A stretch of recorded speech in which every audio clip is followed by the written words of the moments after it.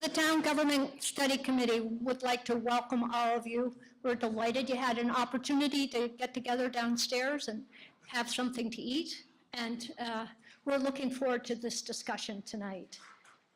We have a full house of 100 people.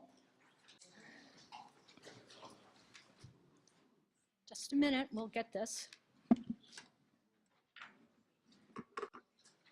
You can see that all the boards are represented and that many department heads and other staff are also here today. Although Professor Lang wasn't able to join us, Julian Lang, he arranged the facility for us and he has helped us in a number of other ways. So this session is being taped and will be shown on Comcast Channel 8 and Verizon Channel 40, and it can be streamed by going to Wellesley Media's playlist. Because it's being taped, we'll be using the traveling microphones. Anne-Marie Gross and Susie Littlefield will be helping out. Susie is fast becoming the official town runner. We'd like this meeting to be a kickoff of a broad public discussion about the structure of Wellesley government and how we might position it in the best possible way for the future. It's an excellent time to contemplate some changes when we're not forced by circumstances to make them. We hope this meeting and the ones that follow will provide the thoughtful engagement on this topic by you and by others. Here's our agenda for tonight.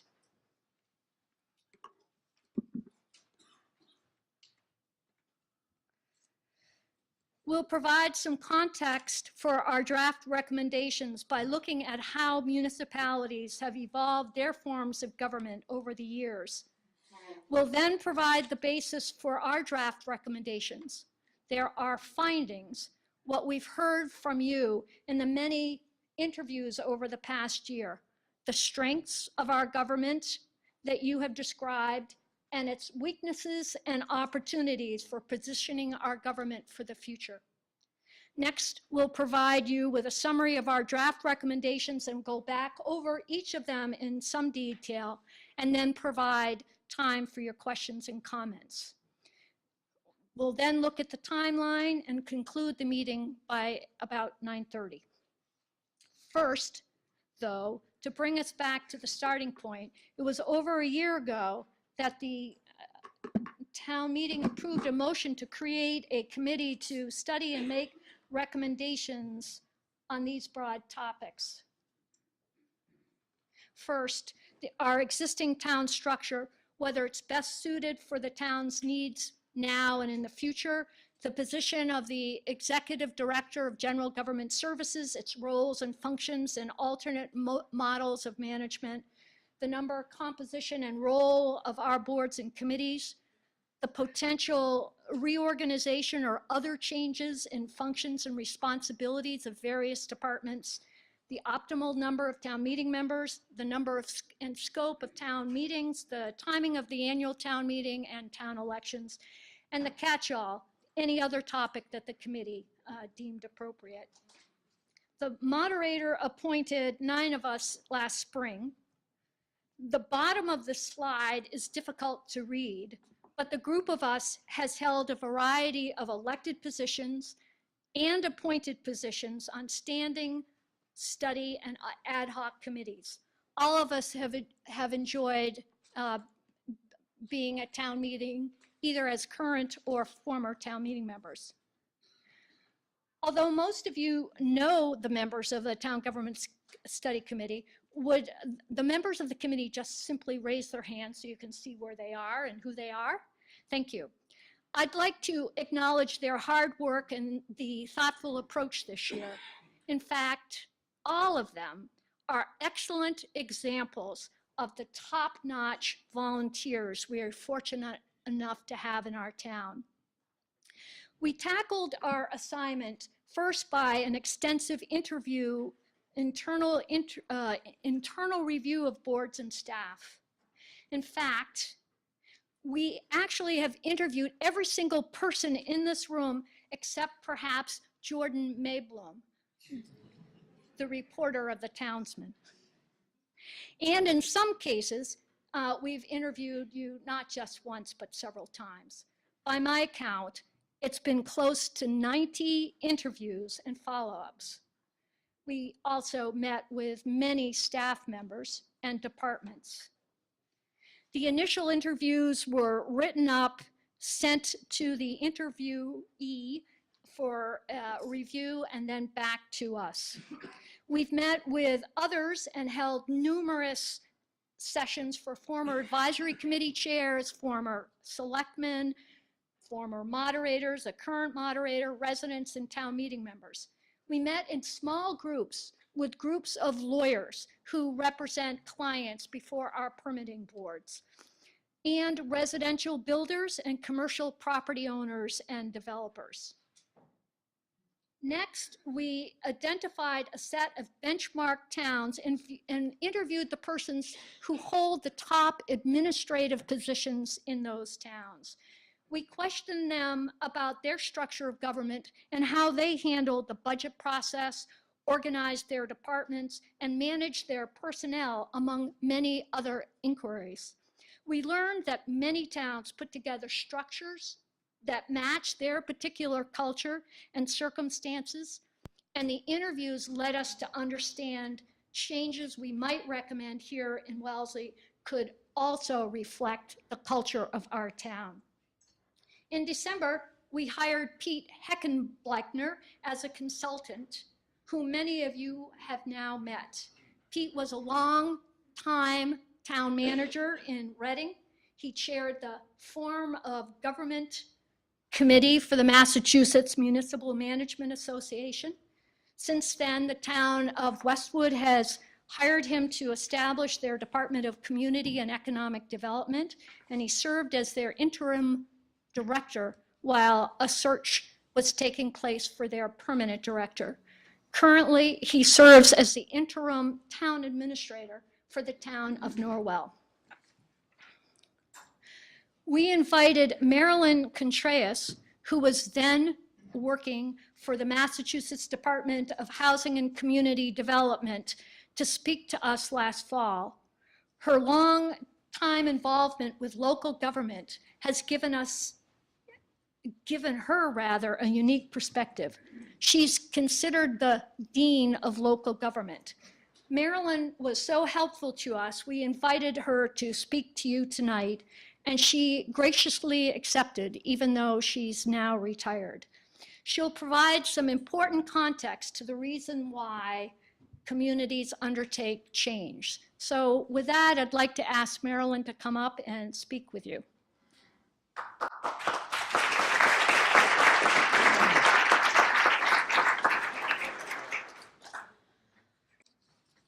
We are about to take a very brief but encompassing trip through Massachusetts local government through the centuries. We're going to start with the state constitution and bring us right up to the 21st century. So we'll be moving right along. And it's definitely a hit the highlights tour. So what we have in Massachusetts starting in 1780 in the state constitution are some basic principles of local government that we still see today. The emphasis on participation of residents in addressing local issues by serving on boards, commissions, or officers, usually elected. Participation in local decisions through town meeting, and statutory direction from the state legislature determining local government responsibilities. However, local government has evolved over time to accommodate new and emerging needs. The Constitution was amended in 1820 to provide for a city form of government for towns over 12,000 population. Constitution was again amended in 1920 to provide for representative town meeting. The town of Norwood requested the state legislature to create the position of general manager for the town in 1914. And a state statute adopted in 1921 provided plans of city government, adding the council manager form to the traditional mayor council. Some of the changes of the past 50 years have had great effect in determining the direction and role of local government in Massachusetts. I'll start with the adoption of the Home Rule Amendment to the state's constitution. This is a procedural amendment that lays out a process for a city or town to adopt its own charter. This amendment also reaffirms the option for cities and towns to seek special legislation to change local government organization. I know Wellesley has taken this route several times, increasing the size of the Board of Selectmen, creating the Department of Financial Services, and establishing the Executive Director position. Another major event in 1980 was the passage of Proposition 2.5.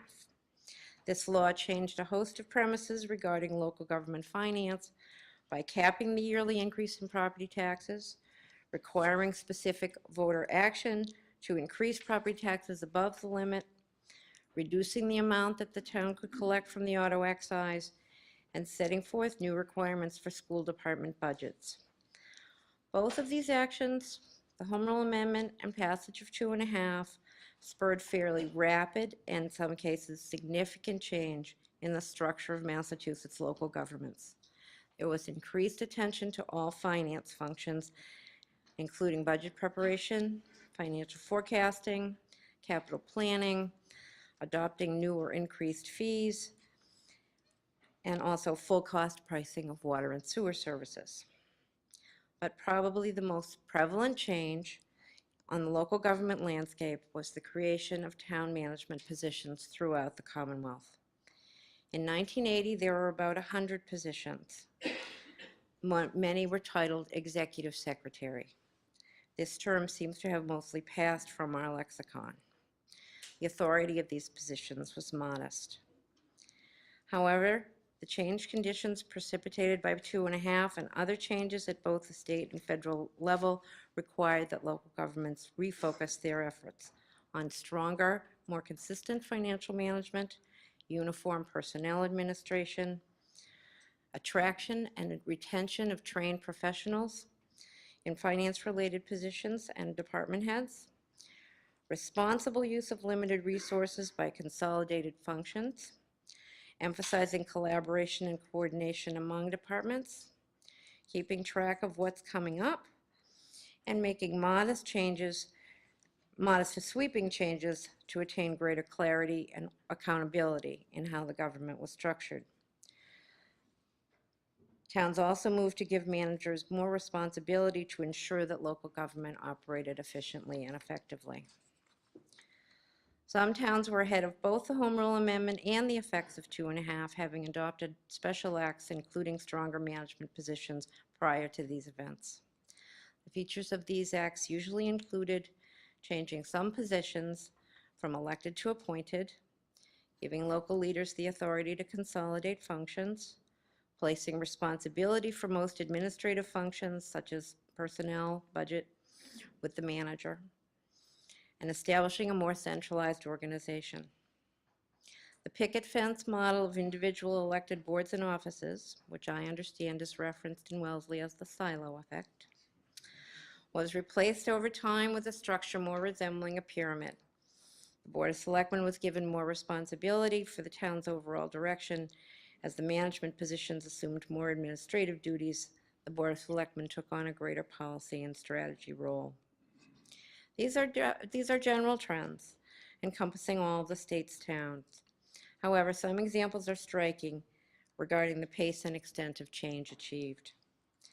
For example, of the 15 towns on Cape Cod, 9 had management positions in place by the early 1990s. Most of these had adopted home rule charters, and the Cape, which was best known for its full-time selectmen, with board members performing almost all administrative duties, became much more rare. Presently, 12 of the 15 towns operate under charters, and all of the towns now have a manager. The state acted in 1984 to clarify the options for charters or special acts to give appointment authority, traditionally associated with the Board of Selectmen, to the town manager. The town management profession, with, as you recall, about 100 in the late 1970s, early 1980s, grew to over 200 in a bit more than a decade. This growth occurred almost exclusively in towns above 10,000 population. This was about 2/3 of the Commonwealth's towns. It can now be challenging to recruit an experienced manager. Candidates for the position will expect to have the tools to coordinate department and board functions, oversee finance, and appoint department heads. Special acts or charters clearly defining the management role are now the norm. While I have identified some common themes, they cannot reflect the evolution that takes place in each individual town. Capturing the local appetite for change, the tradition of local participation, the community sense of priorities, and the community satisfaction with the town structure and operations. Other factors that influence change in local government organization include changing demographics, either in the town or the surrounding region, concern regarding the continuing reliance on volunteers to fulfill the town's statutory and regulatory functions, attracting candidates for elected office, and retirements of key personnel. Such factors can play out in various ways. Residents with long commutes for employment may not want to make a multi-year commitment to serve on a board or commission. Households where both adults work full-time may leave less time for them to participate in civic life. Towns may find their pool of candidates to serve on boards and commissions diminished as residents reach retirement age, choose to travel more, move elsewhere, or have second homes. People may want to serve, but do not want the cost and time commitment of a campaign for office or the requirements of the campaign finance law. Certain state or federal initiatives also increase the scope and responsibility of town offices, requiring greater regional coordination, training, or developing or expanding expertise in certain areas. In recent years, that's included water supply quality and protection and emergency management. Other factors influencing change can also include frequent turnover on the Board of Selectmen, lack of clear agenda for the town, turnover in the management position that is perceived as disruptive, financial management concerns including failed overrides, poor communication with the town's residents on needs and priorities, missed opportunities for grants or potential development, and town boards and commissions that are seen as not working for the town. In representative town meeting towns, there's also the added concern of a lack of candidates for representative town meeting or lackluster attendance at the meeting. Now, we're getting there. Let us look more closely at the change within the group of which Wellesley is a member. Representative town meeting towns are a small group, but demonstrate a significant amount of activity in the area of structural change within the last 50 years. In 1979, there were 48 towns operating with representative town meeting. Today, there are 36. In that time, only one town adopted representative town meeting, the town of Chelmsford. So we're going to look at what happened to the others. A group decided to change the form of government. In this group are larger towns such as Braintree, Watertown, Barnstable, and Randolph, and a few of the smaller RTM towns, including East Hampton and Amesbury. Some became mayor-council cities, some became council-manager towns. Keep RTM, but better define the management role. Many RTM towns have taken this route, including the largest town meeting towns of Brookline and Framingham, as well as Dartmouth, Swampscott, and Reading. Few towns, including Needham and South Hadley, both reduced the size of the town meeting and had a special act increasing the responsibility of a management position. Several other towns, such as North Attleboro and Milford, changed the title of the management position to town administrator, but made only modest inroads in increasing the position's responsibility. Also, we see that several towns with populations under 20,000, such as Montague and Holbrook, have not made substantial changes in their local government structure. Such towns may face fewer service demands or face fewer of the factors that drive change that I have mentioned earlier. As I previously noted, some RTM towns made the change to better defined management positions prior to 1980. These towns include Danvers, Amherst, Winchester, Stoughton, Burlington, Billerica, and Shrewsbury. Several of these towns were in the forefront of raising the profile of town management in Massachusetts, adopting special acts for town managers in the late 1940s and early 1950s. Thus, we see a majority of representative town meeting towns have undergone one or more examinations of their governance, and have adopted practices that increase centralization, enhance accountability, and foster coordination and collaboration. Such activities, not without bumps in the road. Some towns have tried the Charter Commission route, then the voters rejected those proposals. Towns then turned around and pursued a special act to make the desired changes. Other proposals have lost momentum when board members change or the legislative body impedes the effort to bring a proposal to the voters. Thus, towns may change either their approach, whether they use Charter Commission or the special act or a collection of implementing bylaws, or their focus, whether they want a new form of government or whether they want to make modifications and improvements to improve efficiency in the present form of government.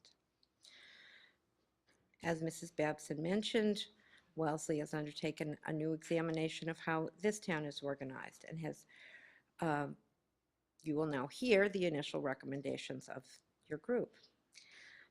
I have worked with such committees throughout the Commonwealth over a period of 36 years and found this committee's work to be thorough and thoughtful. As my discussion highlighted, change in this arena can be challenging, and there is often a sense of apprehension when contemplating a path away from what is known. However, someone once said, there is a cost to everything you do, including doing nothing.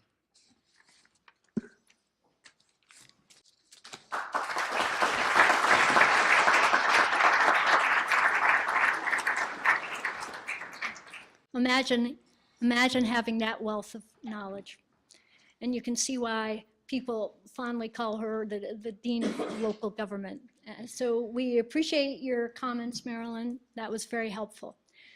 We're going to now turn to the so-called findings, what we heard from all of you and others through the process of the interviews. And we'll turn now to Pete Heckenbleichner, who will review those with you. Pete?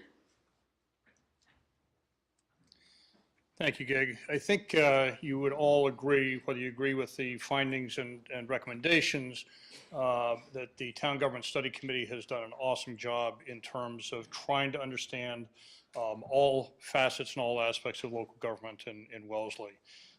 They conducted interviews with 27 different boards, 29 different individuals who are in town government, and a countless number of others who are sort of ancillary.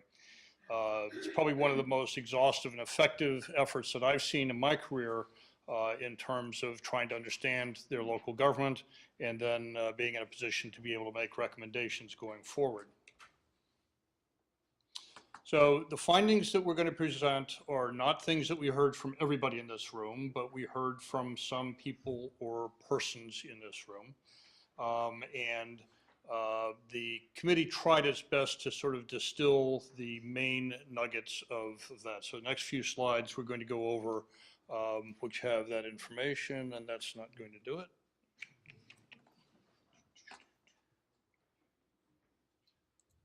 But maybe that will. So in terms of strengths, and there are a lot of strengths in Wellesley, obviously. Wellesley has a strong, robust, and very skilled group of volunteers. I would say the skill level among volunteers that I've met, and I've talked to a fairly good number of you, is far surpassing that in most communities. There's a committed and engaged and very dedicated group of employees who work for the town. There's strong leadership that's provided direction in absence of much authority to do so, and the ability to get some big things done in spite of the organizational structure. I think the budget process, as I understand it, this year was an evolution from what it has been in the past and an improvement from what it's been in the past. Wellesley's also taken the lead on some other sort of major things. Change of police and fire out of civil service was a major initiative, something that was successfully done, obviously not by one individual, but by the community. And led the way actually for my own community of Reading to take the fire department, the police department out of civil service. And when I was working Westwood, their police department also came out of civil service. So, and in terms of funding OPEB, I think is also a notable example of leadership on the part of the community and the ability of the community to get some big things done. There clearly is an expectation in the community of high quality town services. This is an expectation by your residents, by your property owners, by you as members of boards, committees, and commissions, and by staff. The town is financially healthy, probably a little bit healthier than most communities, and that's always a good thing. The collaborative culture among town boards and departments emerges when needed. And I would just cite the North 40 process as an example of how that has worked particularly well for Wellesley. So there are some weaknesses in the community.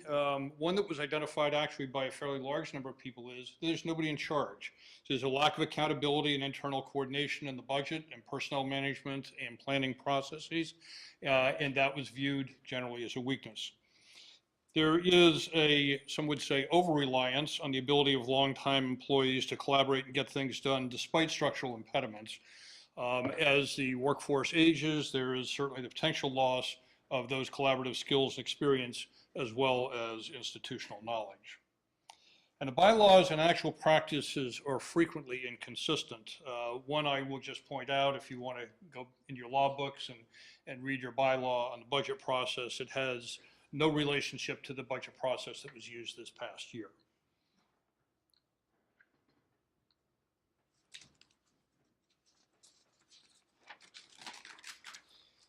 There's a lack of ongoing coordinated townwide planning for the future. There is some good strategic planning taking place, but not on a townwide basis. Schools have done some work, DPW has done some work, it's comprehensive plan, obviously, and other efforts, but they're lacking that overall townwide planning umbrella. There's weak communications internally and externally, weak within the organization and not coordinated with the community. There's a lack of understanding and agreement about the difference between the board policy role and the role of staff in operational responsibilities. There's also a risk of failure to get skilled volunteers on elected boards that have technical responsibilities, and this is both officials and boards. And there's a significant risk, both legally, financially, and from a health and safety perspective. Now, other things we heard, and we've broken these down into operations in some different areas. In the area of operations, there's an opportunity to create a uniformly consistent, high-quality customer service throughout. There are some areas in the community that have very high standards of customer service, and there are some areas in the community where those standards are not quite as high. So there's an opportunity to create a consistently high level. There's a opportunity for consistent responsiveness, efficiency, and professionalism interactions with town in its property owners and taxpayers. Again, some good examples in the community, but lacking in some areas. There's an opportunity to establish more consistent office hours across town departments. There's an opportunity to provide easier access to information for town residents. Things like the website are certainly not consistent and not of a high quality that one would expect from a community like Wellesley. There's an opportunity to establish employee and user-friendly processes in all areas, things like permit tracking in the land use area. There's an opportunity to use technology platforms to create seamless operation for customers and employees. There's an opportunity to improve records and data management. The town actually owns a data management, records management system, which it is not using. And as one that has quite a bit of experience in using it, it's a tremendous, tremendous tool. There's an opportunity to improve office layouts and space utilization throughout town government. Some areas are fine in terms of office layouts, some are not so much. And it has an effect on both employees in terms of their productivity and also customer access.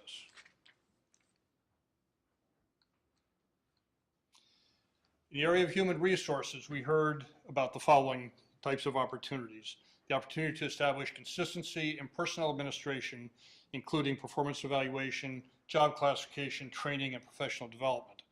HR sometimes has to negotiate with boards and departments on how to operate, particularly in things like performance evaluations. There's an opportunity to create flexibility and efficiencies of staffing and identify opportunities for professional growth. there are really very few opportunities for professional growth, or very few that are identified. And this is certainly, there is an opportunity to do that. There's an opportunity to develop a strong integrated management team. There is an opportunity to institutionalize a culture of collaboration and improved internal communication. With regard to volunteers, and probably most of you here are volunteers, there's an opportunity to develop a structure to create early and frequent collaboration from top levels of town government on a board and staff level. This would be as a way of doing business generally, not for just very specific issues. But specifically, there's opportunities to foster collaboration in areas like budget, zoning bylaw recodification, and strategic planning. There's an opportunity to make the best use of talented volunteers, ensure appropriate staff support, and relieve the volunteers of administrative burdens. Asking talented, busy people who donate their time to the town to spend that very precious commodity of time on administrative functions like writing extensive reports, hiring, performance evaluations, posting meetings, etc., is not very productive. The advisory board, I understand, spends a tremendous amount of time writing the annual report to town meeting. And one of the telling things, I think, is that there is not very much re-upping for membership on the advisory board. There's not a lot of continuity and length of service. Historical Commission, at one of our meetings, mentioned to me that they really have no staff support in things like posting meetings and that sort of thing. And it really seems to be a waste of time to have those talented volunteers doing that. So I'm going to turn this back to Gig, who's going to review with you the draft recommendations.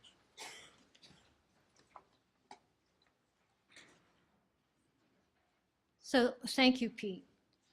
So it's these findings that led us to explore possible solutions that would address the weaknesses and opportunities that Pete has just set forth, while keeping at the forefront the strengths of our town government. So we believe we're at the point in the evolution of our town government when we need to make some changes, to be forward-thinking and to put ourselves in the best possible position to meet the challenges of the future, whether they involve budgets or town-wide financial planning for both the short and the long term, or in the setting of priorities. And we believe we need to address the increasing complexities of government, the sustainability of our model of government with its high demands and its high degree of reliance on town volunteers. And we think we need to anticipate the retirement of some of our senior staff over the next few years. So has this been moving along as I've been chatting? Okay, I'm sorry for that. Here we go. All right. So our wish is that we can together fashion solutions to the issues we've identified. We believe that our draft recommendations present possible solutions, the underlying structure and the mechanisms to address these matters. So now I want to set out in summary form the set of our draft recommendations, and then we'll review each of them in detail, and we'll ask for your feedback, comments, and questions, certainly understanding that you're going to need to have the time to reflect upon what you hear. We cannot emphasize enough that what you're going to see are drafts, and that the input from you and others will be essential in working up the draft recommendations for the fall. So here's the very broad overview that we have. So with respect to the charge that was given to us a year ago that concerns the suitability of our current structure of town government for the future, and the current position of and the alternatives to the position of executive director, we're recommending the appointment of a town manager with the responsibilities for budget and personnel management and with the ability to reorganize departments. We recommend that a strategic planning process be established and led by the Board of Selectmen. With respect to the charge to look at the potential changes to the functions and responsibilities of town departments, we are recommending the creation of a land use division under a director of land use.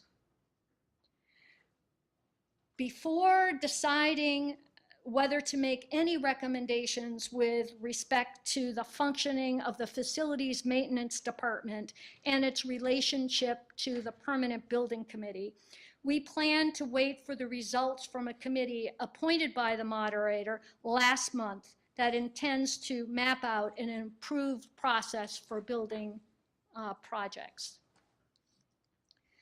With respect to the charge concerning elected and appointed boards and committees, we have several recommendations. That the position of the town clerk be appointed by the town manager. That the positions of the three boards, assessors, health, and public works, be moved from elected to appointed positions to be appointed by the Board of Selectmen. Finally, the charge with respect to the question about the optimal number of town meeting members and the number and scope of town meeting. Our draft recommendations are to retain the current number of town meeting members and to formalize the holding of fall town meetings. Last month, we reviewed with the selectmen the outline of these draft recommendations. Before we consider each of them in detail, we wish to recognize the chair of the Board of Selectmen, Barbara. Anne Maria, if you could give her the mic, please, or come on up, that would be better.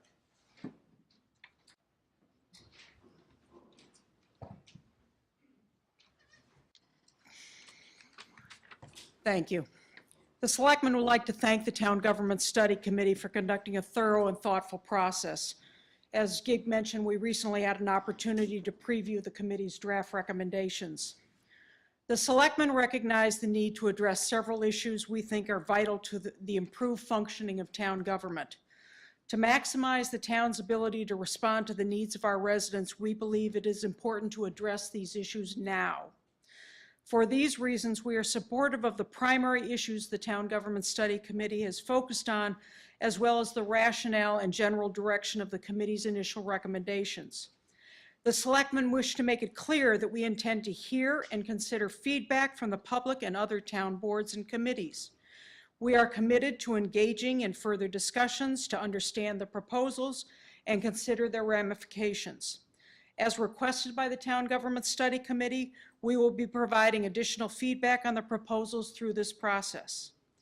The Selectmen have already agreed to address several recommendations, including establishing and leading a town-wide strategic planning process, which we hope to coordinate with the Planning Board's 2017 through 2027 comprehensive plan process.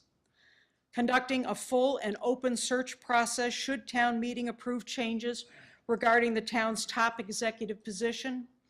And we have set October 26, 2015, get your calendars out, as the start for a fall special town meeting. Thank you. So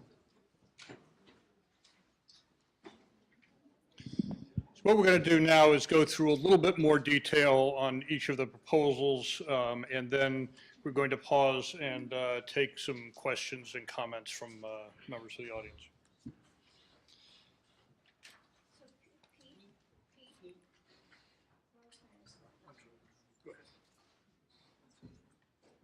I guess I mentioned to Pete how much I dislike public speaking, and so he stepped to the podium to take my part, which I greatly appreciate. We're now going to move to the part of the program that we've been really looking forward to, and that's hearing from you. Gig has given you a general overview of the recommendations of the Town Government Study Committee. We're now going to expand on those recommendations to give you a more complete idea of what's being proposed and a bit of the rationale behind our recommendations. Now, these recommendations may sound like final recommendations because we did try to make them concrete enough to give you something to react to. And they do reflect what we really feel would be appropriate recommendations at this time. But I want to assure you that these are not final recommendations, but rather works in progress. And we really view this meeting as the beginning of a dialogue with all of you because we understand the implications of these recommendations on many of your departments and boards. We also realize, as Gig had mentioned, that you're going to need some time to reflect. So we will be setting up additional meetings to solicit further input, and we would welcome your individual comments and suggestions as well as concerns. So please don't be shy to reaching out to us. You have a sheet at your desk, and please, if you have any questions, feel free to write them there. There also is contact information so you can reach us. So we're now going to provide some brief overviews of our recommendations, and we have also allocated some time for questions at the end of each. Since there's limited time, please do feel free to write your comments and send them in to us because I know we won't be able to get to all of you. If you have a question, please raise your hand and I'll recognize you. If you could wait till we get a microphone to you, I'm sure the people at home would like to also hear what your questions are. Please identify yourself by name and board or department so people will all know who you are. And please do try to be brief because we would like to try to get to as many of you as possible. And again, if tonight you don't have an opportunity to ask your question, please don't be shy about submitting them in writing or, we have a list of the members on our web page so you can reach out to us through that. So now I would like to call up Gig to review the recommendations on town manager. So now we're going to spend some time on these recommendations in detail. So the recommendation about the town manager in detail is to abolish the position of the Executive Director of General Government Services, which is the only position in the Commonwealth with that title, and to replace it with the position of town manager, who will be responsible for the preparation and management of the budget process and for the appointment and management of department heads. The town manager will be given the ability to reorganize departments and the responsibility for long-range planning and for collective bargaining. We're going to provide more detail in a few minutes on these attributes of the town manager position.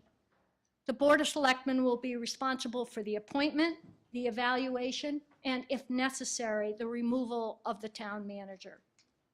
So why are we making a recommendation to provide more responsibility in the top administrative position in the town? Our budget process gets us to the end point each year, a balanced budget for town meeting approval.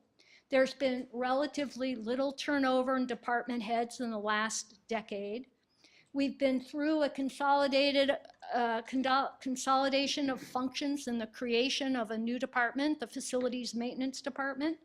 And we've come together over big projects such as the North 40, 900 Worcester Street, and Fullerbrook Park. And yet, there's widespread recognition that there's no centralized point of responsibility or accountability for the day-to-day operations of the town. The buck doesn't really stop anywhere.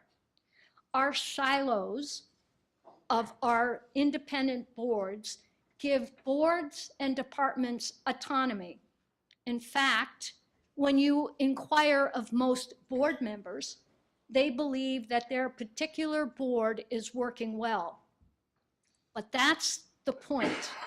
For the most part, we do well in our separate silos, our own spheres of responsibilities. But those silos do not ensure collaboration or an approach to town-wide decision-making. The truth is that we collaborate when we want to, not because there's a structure that enables collaboration on a consistent basis. We don't have a centralized point for long-term planning and the setting of town-wide priorities. The closest proxy to setting of priorities is in the budget and the town-wide financial plan. And yet that process needs earlier and improved collaboration. A town manager will enable a consistent process for the hiring and the evaluation of staff and for the consistent management of staff on a day-to-day basis. Such management should lighten the workloads of volunteer board members by relieving them of these responsibilities and should allow board members the time to focus on policy, not on administration of their staff, nor on the running of their offices. And one more very important reason for establishing the town manager position. We place very high expectations on the person in the top administrative position in our town, and yet we do not provide that position with sufficient management authority to perform at that high level. Hans, and before him, Arnold Wakeland, succeeded because of their administrative and fiscal skills, their years of experience, and their deep knowledge of the town, and by the strength of their personal leadership qualities, not because our bylaws gave them actual management authority to do everything that we have asked of them.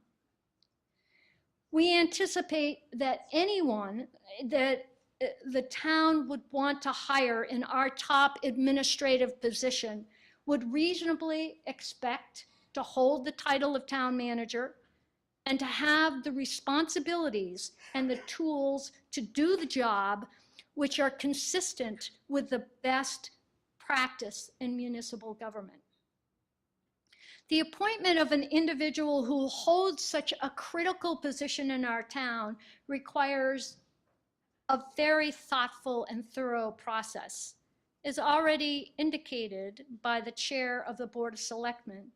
The selectmen understand the importance of a search process and intend to put one in place if town meeting approves the appointment of a town manager form of government. Our committee intends to include the provisions for a search process as part of our report to town meeting in the fall. So I want to end this section on town manager with a rhetorical question for you all. What organization can you think of, whether it is a for-profit organization or a nonprofit organization, with an annual budget of more than $150 million that grows at the rate of at least 5% per year, and that has hundreds of employees, where no one has the overall responsibility for the functioning of that government, for making the annual budget, for planning, or for managing the employees? And who would want to take over such a big enterprise and not have the ability to manage it? Would any of us? The question begs a solution.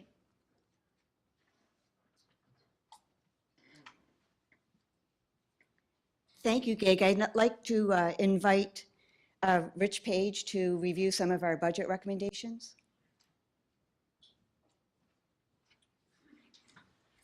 Thank you. So this is going to be of a piece with what you've already heard. First, we will be recommending that the town manager lead the annual operating and capital budget development process. that the town manager will be responsible for ensuring early and frequent collaboration among all boards and departments, and that this will be an iterative process that will build an integrated town-wide budget through the fall and the winter. Within this framework, the school superintendent and school committee will continue to prepare the school's budget. The town manager and school superintendent will submit budget messages that will be part of the presentation to the annual town meeting with the town-wide budget. We'll talk a little bit in a minute about what those are. And then it will be the town manager's budget that will go to town meeting, and the presentation on that budget will be made by the town manager and the superintendent. This model represents an evolution of our current practice by assigning responsibility to someone, in this case the town manager, for managing the process and producing the town's budget. And right now, that's not any one person's responsibility. Early ongoing collective engagement means all the boards will have a common understanding of the challenges and opportunities facing the town as a whole, and also of each department in particular. This process will respect the autonomy of every board. Each board retains its responsibility to develop their budgets, as well as their right to advocate for them to the town manager, to the Board of Selectmen, to the advisory committee, and even to town meeting. This model consolidates all critical budget and fiscal functions in one place. It provides for the simultaneous submission of capital and operating budgets, and right now those are submitted separately. Furthermore, this model means that the town's operating and capital budgets, the townwide financial plan, and the 5-year plan will all be prepared as part of an ongoing process involving all boards by the same person. Now, the town manager will then build on that knowledge base year after year, enabling the town to retain focus on fiscal priorities as board membership changes. By consolidating the budget in one place, we will enable the advisory committee to review the entire town budget at a higher level than it has customarily been able to do. We are working out the details of the timeline for the submission, development, and progress of the budget, but we expect that that timeline will track fairly closely with what it is now. We think it will be laid out as our current system is. Different milestones in the process will be set out as so many days before town meeting, 60, 90, whatever. But we will be recommending that the Board of Selectmen, by November 15th of each year, announce the starting date for the annual town meeting so that the budget process can be kept on track. Now, the budget message is something that we have picked up in studying other towns. The way we expect the budget message to work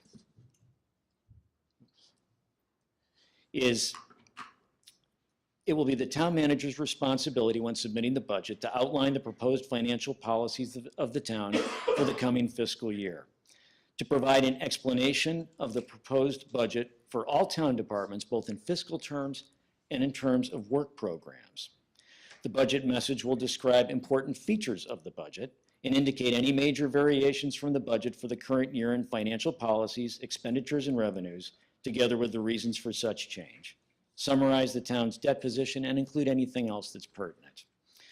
A budget message addressing similar topics concerning the schools will be provided by the superintendent. And we expect the format for the townwide budget to show the request of each department and the recommendations of the town manager and the recommendation of the advisory committee.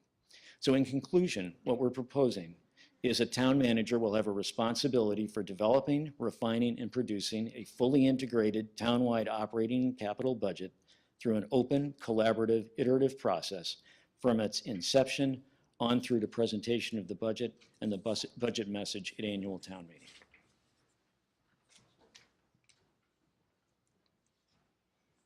Thank you, Rich. Before we open it up for questions, I'd like to have Pete Heckenbleichner cover the recommendations with regard to human resources, and then we'll get some questions. These are related, so we wanted to get all the recommendations out before we ask questions.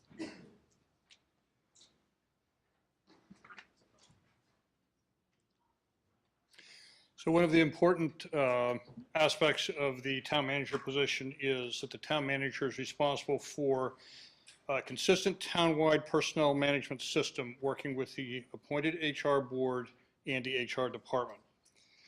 The appointment of department heads would be done by the town manager in consultation with any affected board for that particular department. And the town manager would also establish a process for appointment and personnel management of all other staff, again, working with the HR board and the HR department. So the town manager may or may not appoint below the department head level, but would be responsible for establishing what that process is.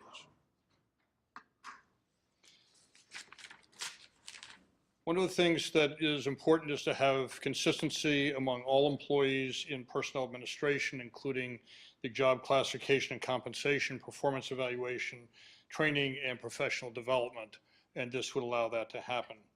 It also creates flexibility and efficiencies of staffing, identifies opportunities for professional growth, which is something that we don't particularly do well now, fosters a culture of collaboration, improved internal communication, and develops a strong integrated cross-departmental management team.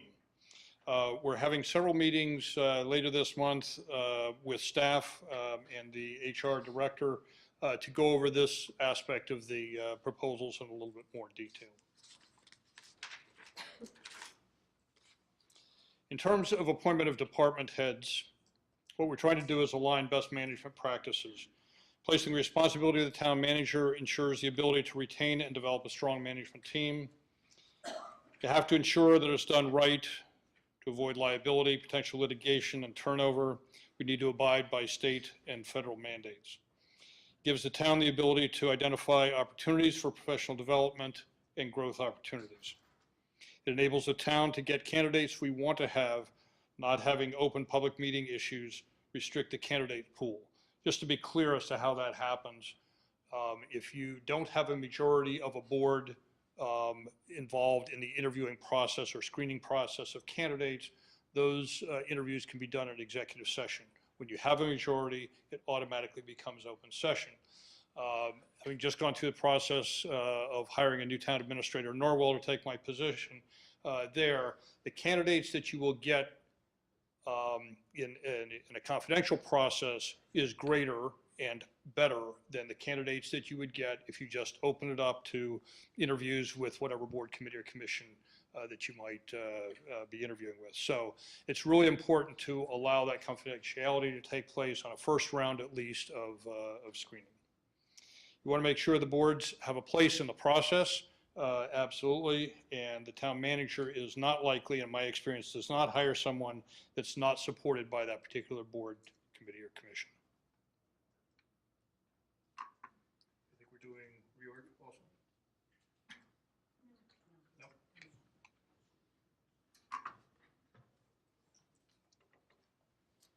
So now we'd like you to open it up to your questions, and you've heard a lot of information, but I'm sure that you do have some questions.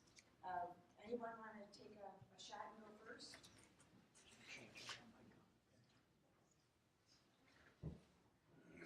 Any questions? Oh, yes, please. Please identify yourself and your board.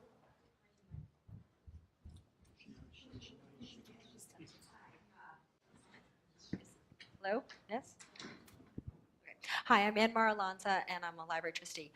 Can you help clarify for me? I'm trying to reconcile the town manager having responsibility for budgets and being able to reorganize departments with respecting the authority of boards. So how do those two things go together? Because they seem like they're diametrically opposed. I didn't hear the complete question. My hearing is bad. Right, reconciling for me the concept of a town manager that has the ability to set the budgets and reorganize departments with the respecting of the individual boards, the authority of the boards. So on the reorganization of departments, and I don't think we really went through that yet, but the proposal is to where there is no board involved, like finance department or IT departments, that the town manager may propose reorganization, the selectmen can approve it, and it is done. If there is a board, either elected or appointed, then there is consultation with any affected board or boards. It has to go to the Board of Selectmen for review and approval, and it goes to town meeting for its approval. So it's a multi-step process that really tries to respect the fact that they are elected or appointed boards, but gives the community the ability to reorganize as circumstances may You require. know, it might make some sense to wait until we actually do the review recommendations for reorganization. It might make a little bit more sense. Those recommendations will be coming up, and I think the context of having the complete, presentation will be helpful in formulating the response to that. How about other questions? Anything else on budget process? That was clear, no questions? It's a lot to absorb, wasn't it? How about on the responsibilities of town, oh, I'm sorry, wait.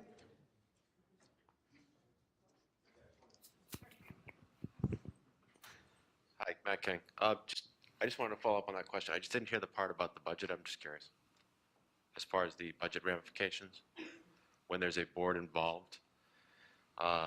With reorganization of a department? No, not reorganization, but approval of a specific budget. So if a board has a budget, how does that work between the town manager and the board?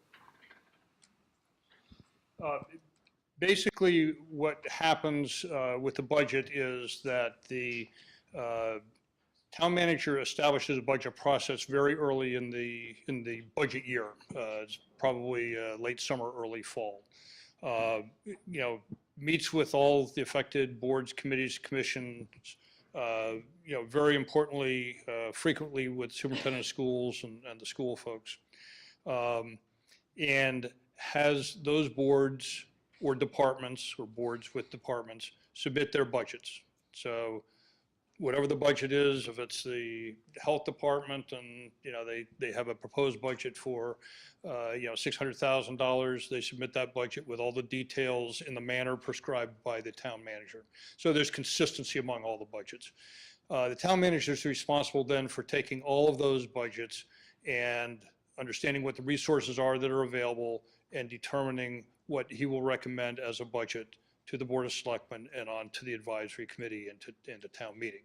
So the budget that gets submitted will have the department request very clearly. So $600,000 for Board of Health. It will have the town manager's recommendation. Town manager always recommends more, so it'd be $602,000.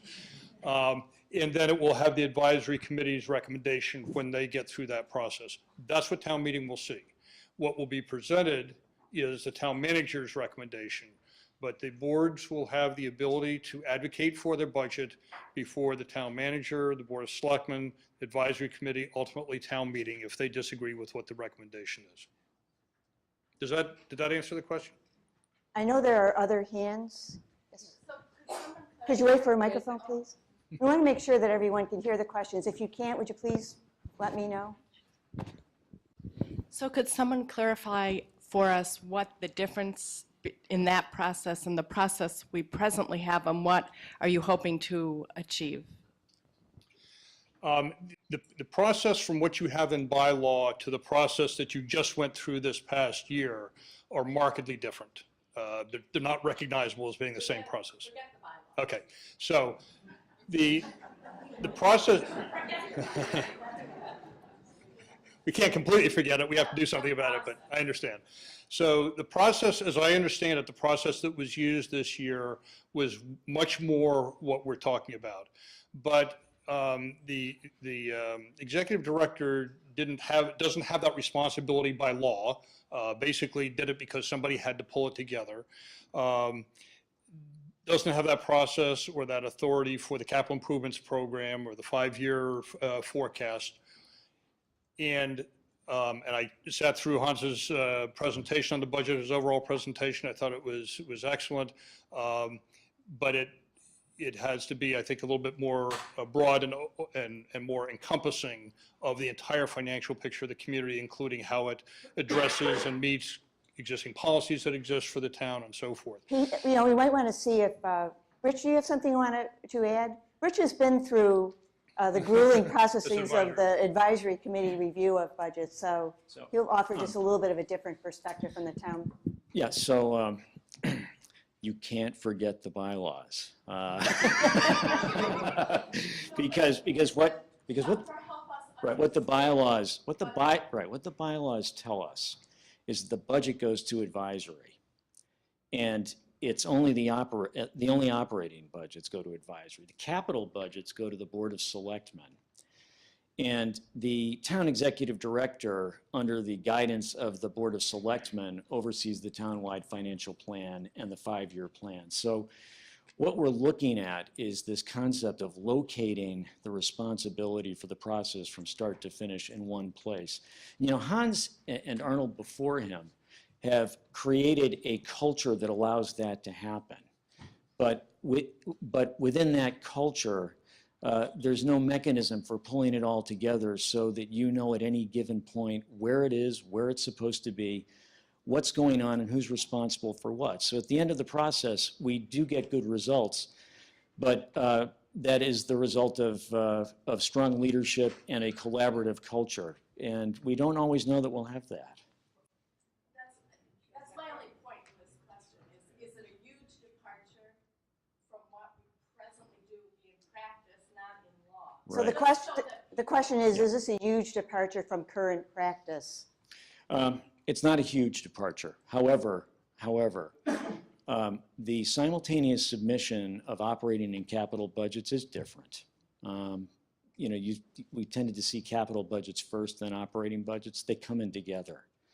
Second, you know, if you look at this from the perspective of how it's all pulled together, I think you'll see things pulled together faster and more openly and more publicly, so that when a budget gets to advisory, rather than advisory pulling all the details together, they're already there. So for every player in the process, there should be more information earlier. When we get to town meeting, one difference we're talking about is having the budget remain the motion of the Board of Selectmen, as it is now, but asking the superintendent and the town manager to make the presentation. Because we think year in and year out, this is going to create a foundation for town meeting to get the big picture. That is not because all of the budgets are not important, and it's not because the work of all the departments aren't important, but it's to try to keep town meeting focused on the big picture of what the big drivers in the budget are. And the other issue I think that you may see here is we talked a bit about budget messages. To some extent, it's fallen to advisory to give the budget message to the town in its letter, and it's fallen to advisory to write the book that everybody has to rely on. It doesn't actually fall to the people who are presenting the budget.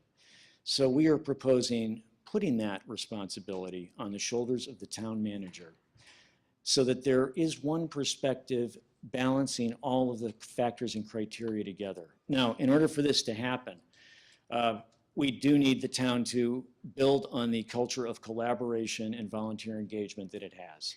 However, this also raises the work of the boards up to sort of policy level and maybe a bit out of the weeds by assigning the details to the professional staff. So is it going to look different? From town meeting's perspective, it may not look appreciably different. You know, it's going to be Article 8.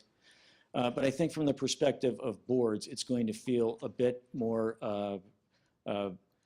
iterative.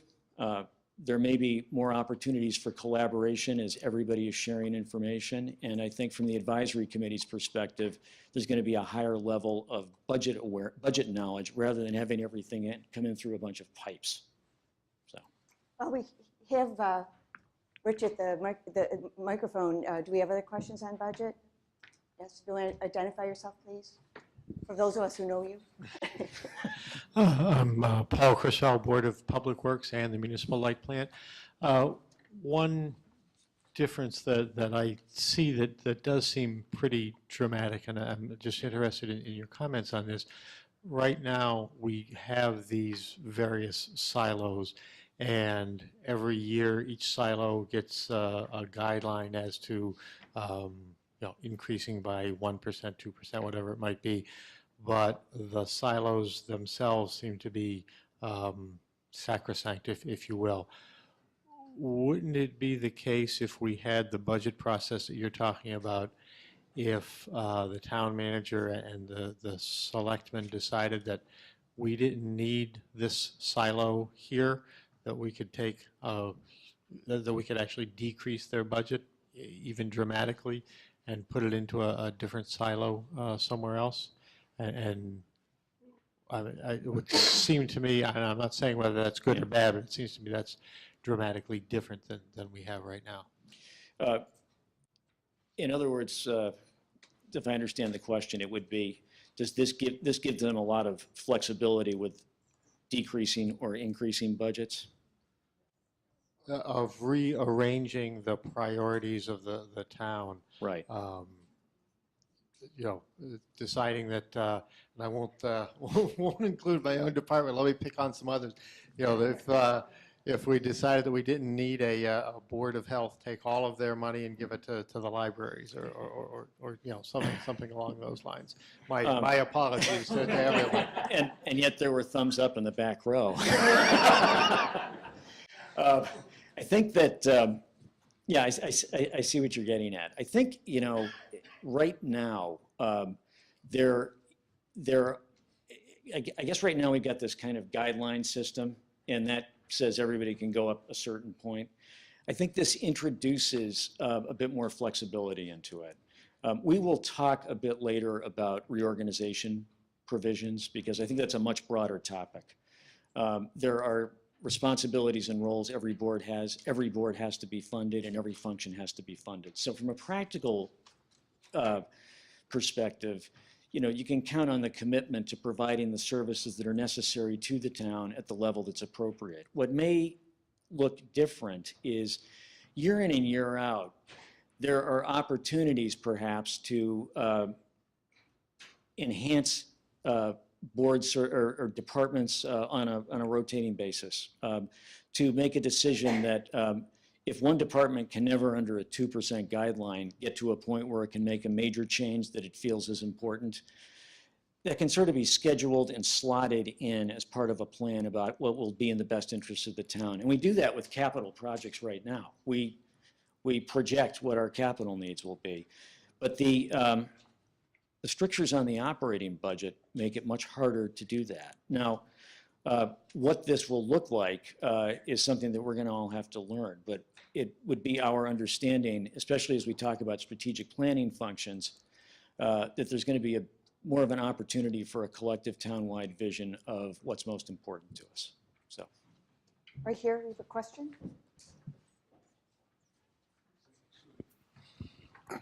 Miguel Lessing, Trails Committee and the Board of the Council on Aging. I still have trouble fully understanding what this budget process is vis-a-vis the advisory board. What my experience is that the timing of our budget and our annual town meeting causes us to be waiting until the last minute to really be able to balance our budget. So I just have a difficulty understanding how advisory will be able to look at an overall budget when we will not have that budget until almost the 11th hour. yeah. So the question then is about the timing of the budget process and when everything comes together. And that is going to be, I think, a reality regardless of whatever system we have, because that's certainly the case in the current system. We all know that there are budget drivers that appear deep into the process. The town's cherry sheet, or sorry, the state's cherry sheet, health insurance premiums, they all appear very deep into the process. One thing that we have looked at as part of this is whether there's any flexibility to give the town a bit more time to plan based on when town meeting starts. Town meeting can start anytime between the end of March and the end of May. We tend to push it up. As a result of that, things tend to come in at the last minute. But right now, what we are anticipating is, because someone has got to keep an eye on this, and someone is charged with the responsibility of keeping an eye on this, there will be greater opportunities for flexibility than we have now. Because right now, advisory does tend to see everything late. Right now, the pieces do come together late, but they tend to come together because of a concerted effort of a bunch of people to make it happen, rather than because there's one person who is inarguably charged with making it happen to the satisfaction of everybody. It is a responsibility that our executive director has sort of undertaken, but we're now proposing making that a responsibility that everyone understands someone has. So will we see changes? We hope that we will see a bit more efficiency and perhaps the ability to move a little bit more quickly when we rely not so much on the goodwill and skills of highly talented people who are really knocking themselves out to get it done, but the responsibility that they would owe to the town to get it done. But one of the aspects of this process that we're really focusing on is the earlier this gets started and the more internal communication there is, the more we think everybody will be aware of what the big picture is as it emerges. Question? Well, this isn't a question. Are we allowed to make comments? Your absolute comments are most welcome. Okay. Susan Hurwitz on the board of the Community Preservation Committee. So when I first heard this, I thought, well, this sounds pretty much like kind of a little bit of what we do already. But I'm trying to think of what the opportunity is. And I think one of the two things, I think this always puts the boards on edge because the question is now, what is our role vis-a-vis the town manager, really? And I think that definitely has to be spelled out as you make a change, is really what's the responsibility of the boards. But I could see doing this where the boards and the management staff have a discussion about what the priorities are for the year, what the budget should look like, and the town manager actually gathering those senior managers together to work on a budget. I think at the level that our staffs are able to do, and actually, maybe it's a series of meetings over the course of time, but actually working with that group of people to come together and come to a budget that makes sense and understanding the priorities, because each one's coming to that meeting with what their needs are, having agreed with the board, and then going back to the board and explaining it. But I think we're sort of missing the role of the department heads with the town manager actually coming up as a group, understanding what the needs are. And I think that eliminates a lot of the silo effects of what those boards are. So I mean, I think it's an opportunity if it's structured with using the staff at the level of responsibility that they're able to achieve. Susan, why don't I ask Pete to address that, because he's functioned in a system like that and managed it and may be able to offer some insights on how that actually works. Well, again, every community has the opportunity to structure its government the way it wants to within limits, and this is an opportunity to do that. My experience has generally been not having as many elected boards as Wellesley has, but basically more of a staff-driven model that you're talking about, which is to have the boards involved at the beginning of the process to understand sort of what the parameters are, what the revenues are, what the forecast is, what the outlook looks like, and so forth. But then, exactly as you state, have the town manager working primarily with their staff, and the staff then working with their boards to craft what that budget will be. And I think, we'll have some discussion in a few minutes on strategic planning, but strategic planning becomes an important part of that also, because you have an idea from the get-go of what your broad vision is and what your broad priorities are and so forth. And that's going to be one of the inputs, one of the important inputs into the budget process. Other questions or comments in the back?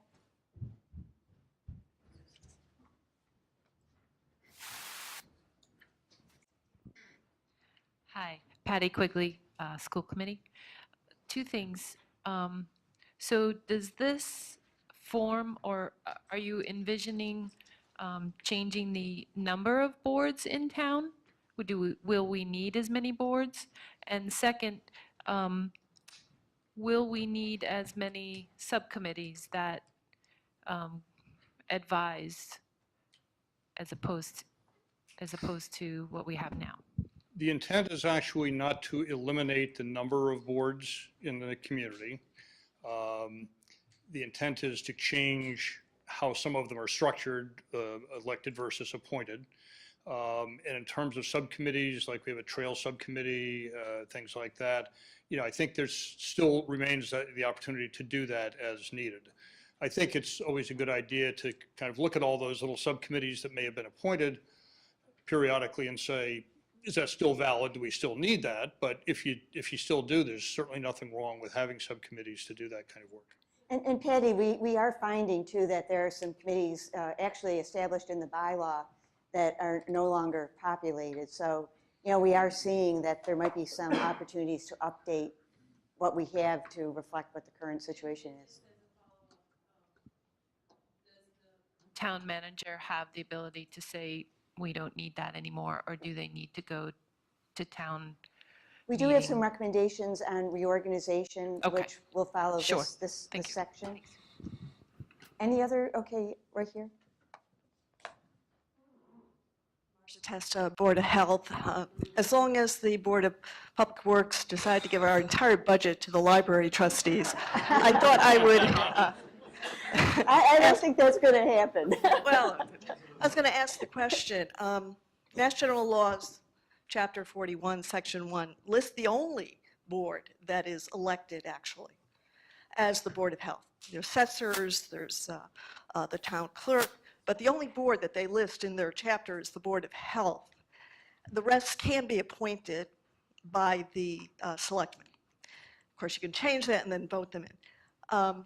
So my question was, there were 3 boards, I think, that you're going to change. You just mentioned it, from elected to appointed.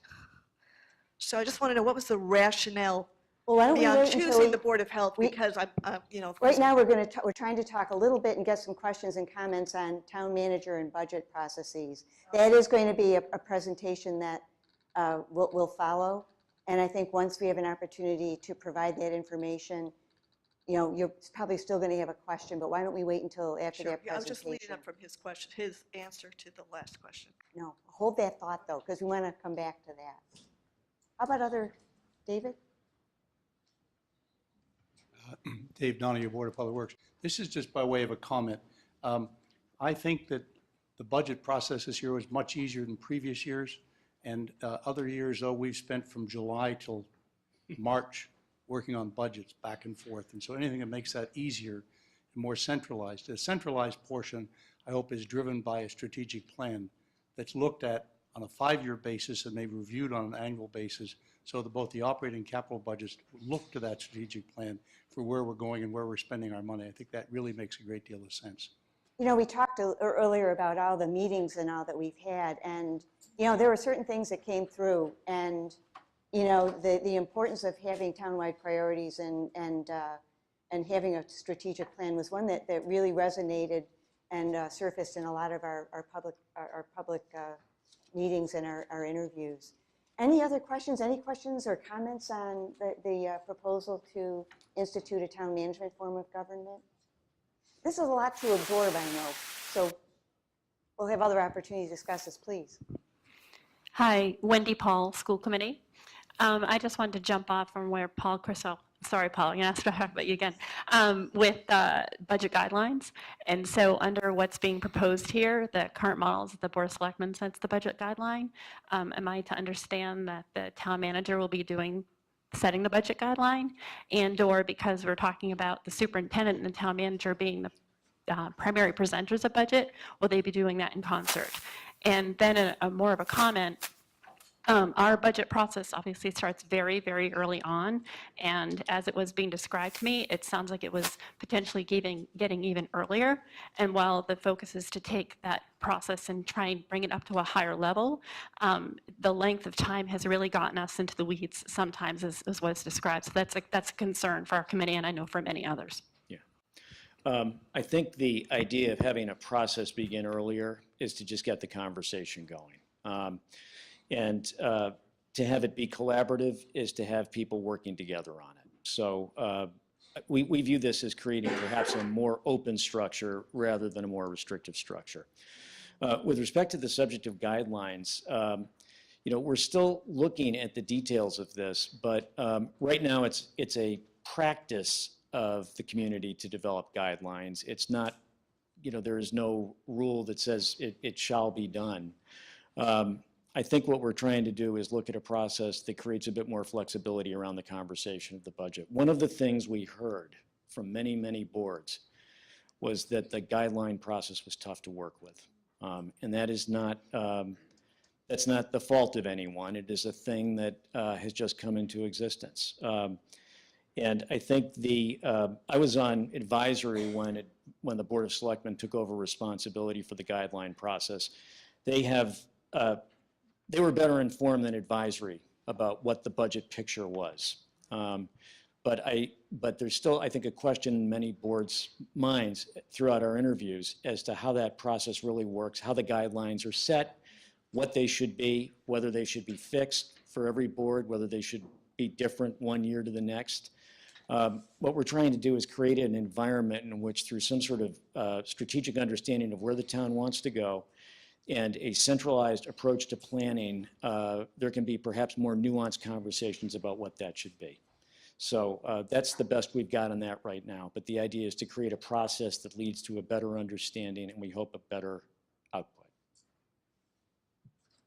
We have time for one more question or comment. Yes.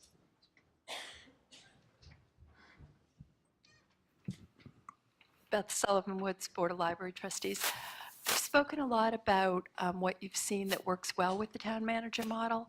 Were there things in your interviews that you identified as concerns or things that a town should be cognizant of as they look at the model? So there was a question as we looked at the town management form of government and we went out and interviewed people. Clearly there were benefits to that form of government.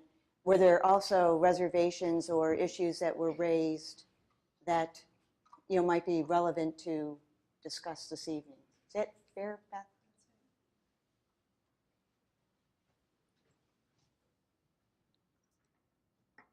Since we talked to the top administrative positions in each town, they didn't outline what they viewed to be the weaknesses as you might expect. And we have had a comment, I think from your board in the past, that it is important to also understand how other people in a town manager structure think it works. Our sense, however, was that there's great teamwork. As one town manager said, when we look at our department heads, there are two expectations. The first is that they need to perform and work with their boards. They also need to be part of a senior management team that understands and works to achieve town-wide objectives. So I guess I would respond to you that almost all the top administrative people were pretty clear about the benefits that come out of a process that allows and ensures collaboration among the staff in achieving the objectives for the town. And I think that that's one issue that we have to address in our town, that we probably do really well with our silo form of governments for our boards and departments. But where we have a significant weakness is how we come together to solve our problems. And as I said, and we've said before, it's an issue of people wanting to do it rather than a structure that provides for it, collaboration and working together. Pete, you might have a view of what others might think as a deficit in a town manager government, or even Maryland, since you both have plenty of experience.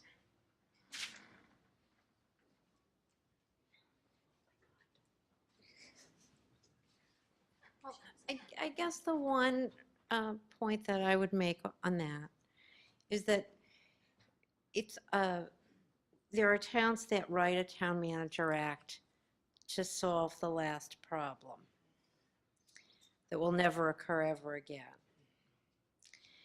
And so they may put the town manager in a very awkward box. Like, you can do everything except what's over here. Or it's sort of like saying, you can come in any day, but never come in on Tuesday, you know. So sometimes it depends on how the special act gets written.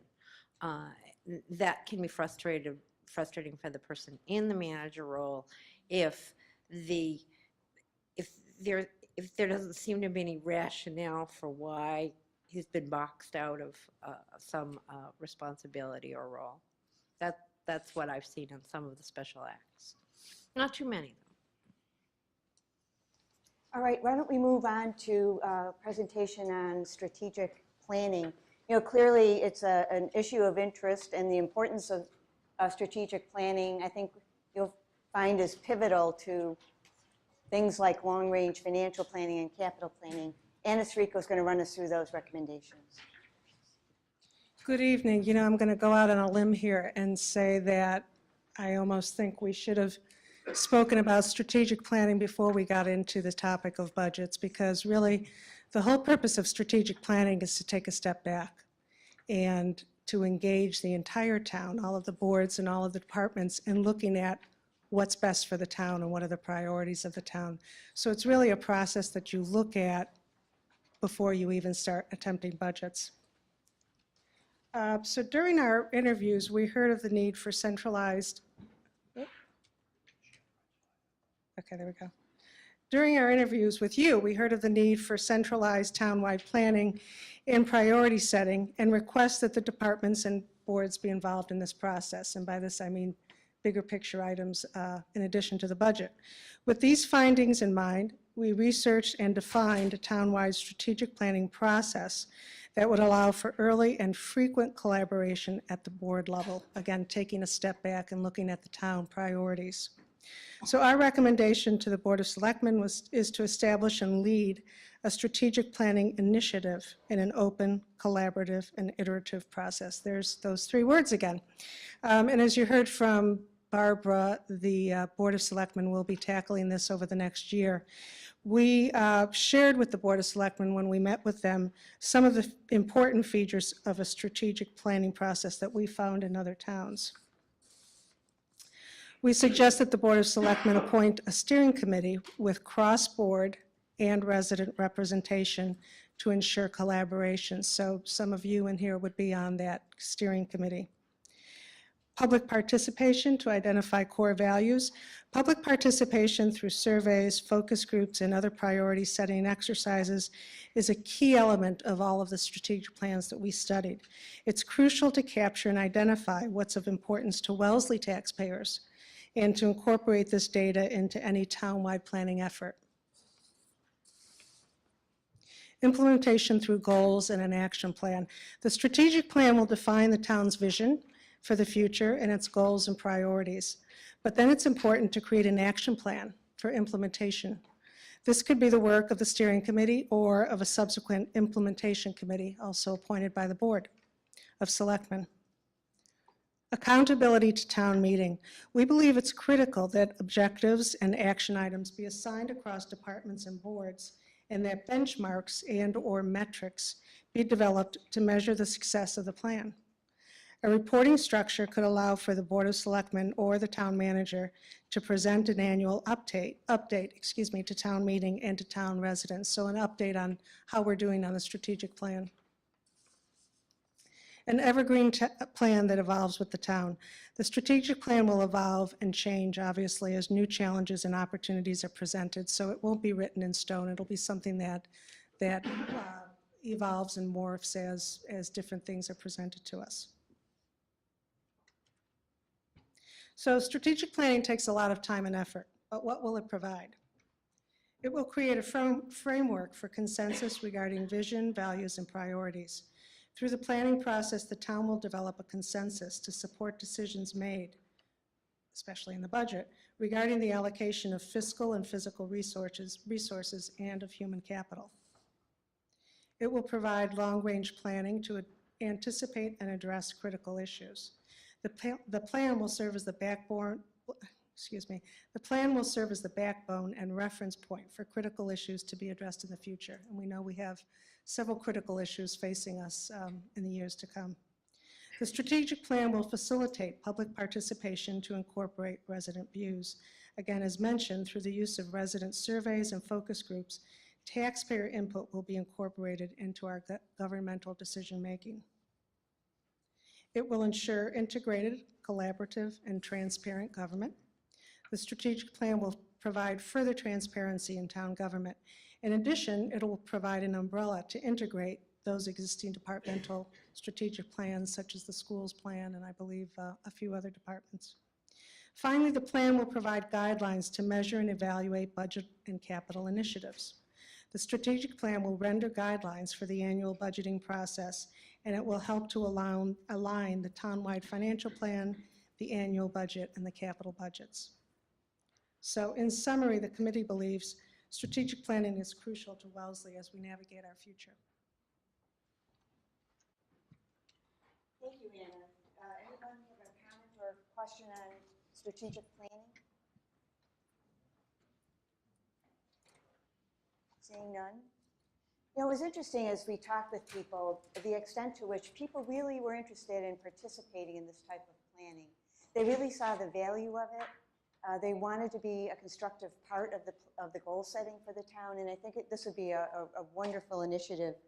And if you do have further thoughts, please do feel free to share them. I'd like now to invite Pete Heckenbleichner now to talk. Oh, I'm sorry, I missed.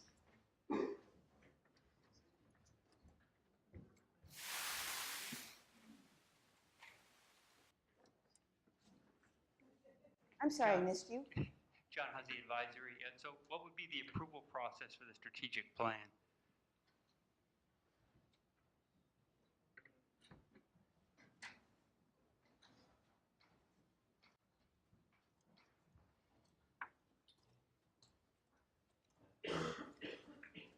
The steering committee, which again is representative of all of the boards across town, would put together the plan and hopefully come to some consensus as to what the plan should include. We envision that the strategic plan would then be presented to town meeting and voted on at town meeting. And that's actually what other towns have done. They've taken the plan to town meeting and had town meeting adopt it moving forward. Someone else had a hand up? Susan?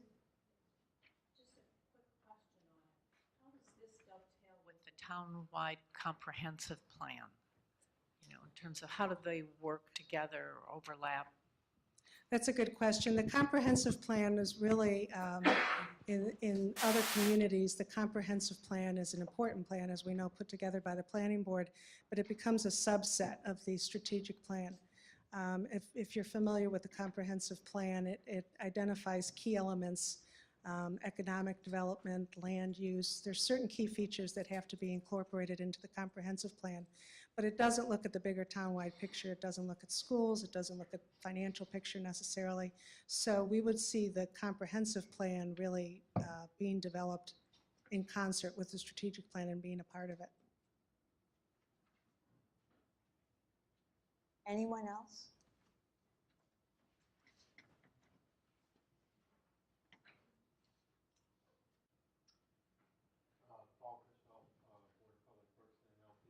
Do you have a concrete idea of who would be on the steering committee that would help, that would develop the strategic plan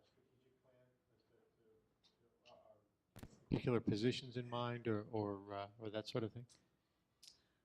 Well, again, I think we have to look to the Board of Selectmen in terms of their input on that. But what we've seen in other communities, Acton and Lexington have both been through the strategic planning process quite a few years ago. And they had members of the schools, they had the school superintendent, Board of Public Works. It was a fairly large and comprehensive committee. So again, that's, I think, something that we would anticipate seeing here. You know, clearly the composition is going to be important, so a good bit of attention will be paid to that. Anyone else? Susan?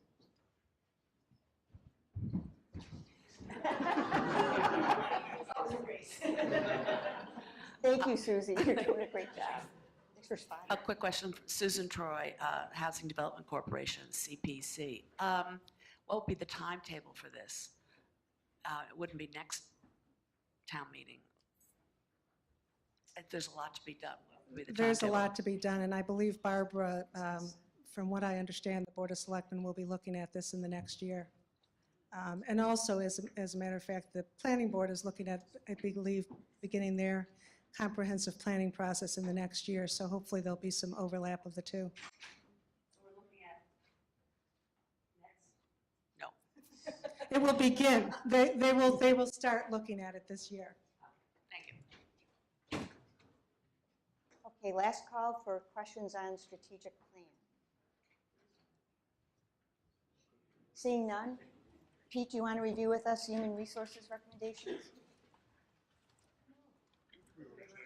Oh, reorganization, I'm sorry, reorganization.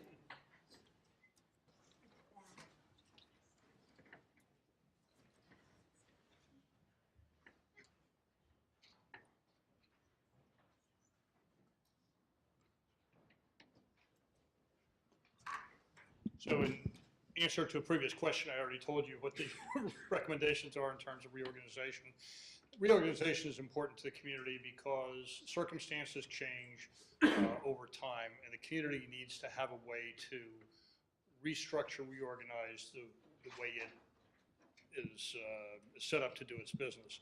And right now, the bylaws are actually silent on it. So the recommendation crafted by the Town Government Study Committee is sort of a two-tiered level. And the first tier is for those departments that don't have an elected or appointed board that the town manager would recommend and the Board of Selectmen may approve reorganization.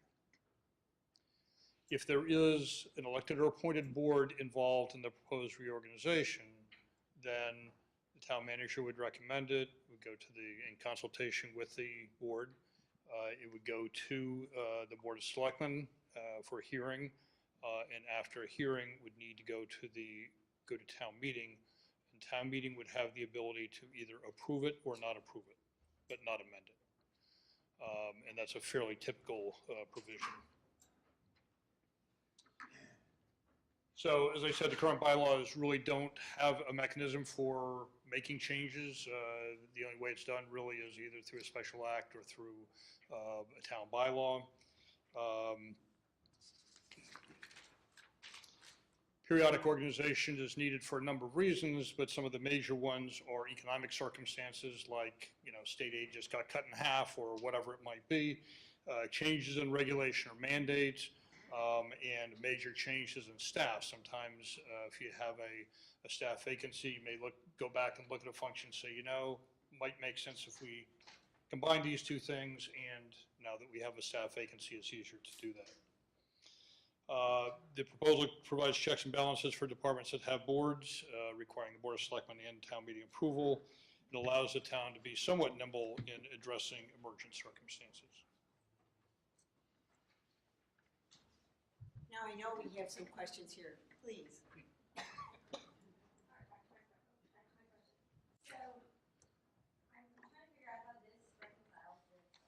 The autonomy of boards. So, because I'm trying to think, it's like, so we're gonna have a town manager tell the library director that we need one less children's librarian. Like, how does the town manager have that expertise? We don't even have that expertise, and a lot of us has been on the board for a while. That's why we have a library director. So why would the town manager get involved with how we run one of the best libraries in the state? I think reorganization, as anticipated here, is more reorganization that involves more than one department. In terms of the way a particular department is organized, and especially one with a board, you know, town manager would basically leave that up to the staff and the board to determine how that was structured. Obviously, if there are budgetary implications or whatever, I mean, you know, the town manager would be involved in that. But this is anticipated more where, well, one of the recommendations that we have that we'll talk about in a little bit is land use. And so how do you take various disparate departments in land use and pull them together to work together? So that would be an example of reorganization that involves boards and staff, obviously. So in that model, that would require all the way through to town meeting approval. Other questions or comments?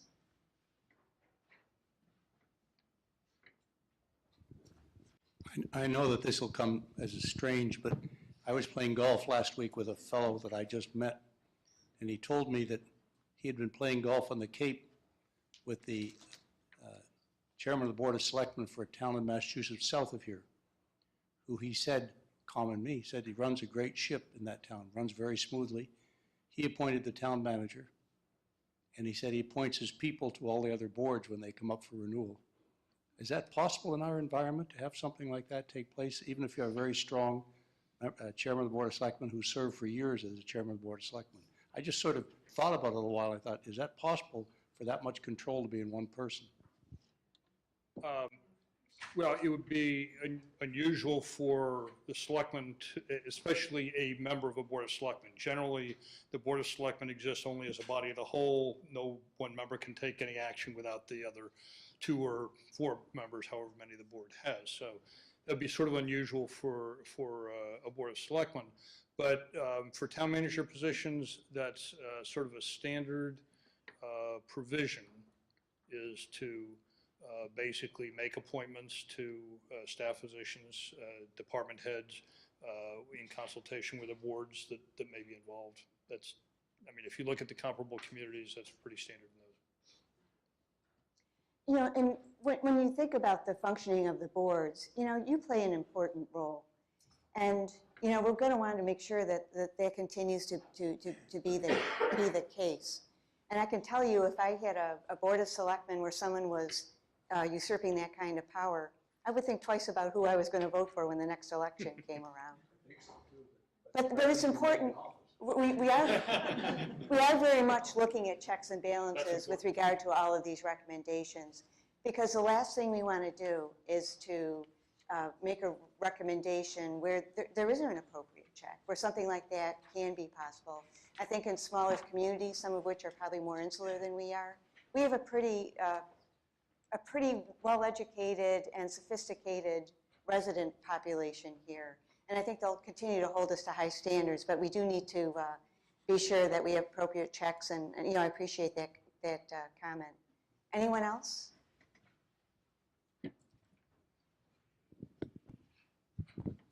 Sorry, I helped the libraries before, now I'm going to pick on them. I want to... Are you giving them your money? Was that the... I just want to understand the limits of the ability of reorganization.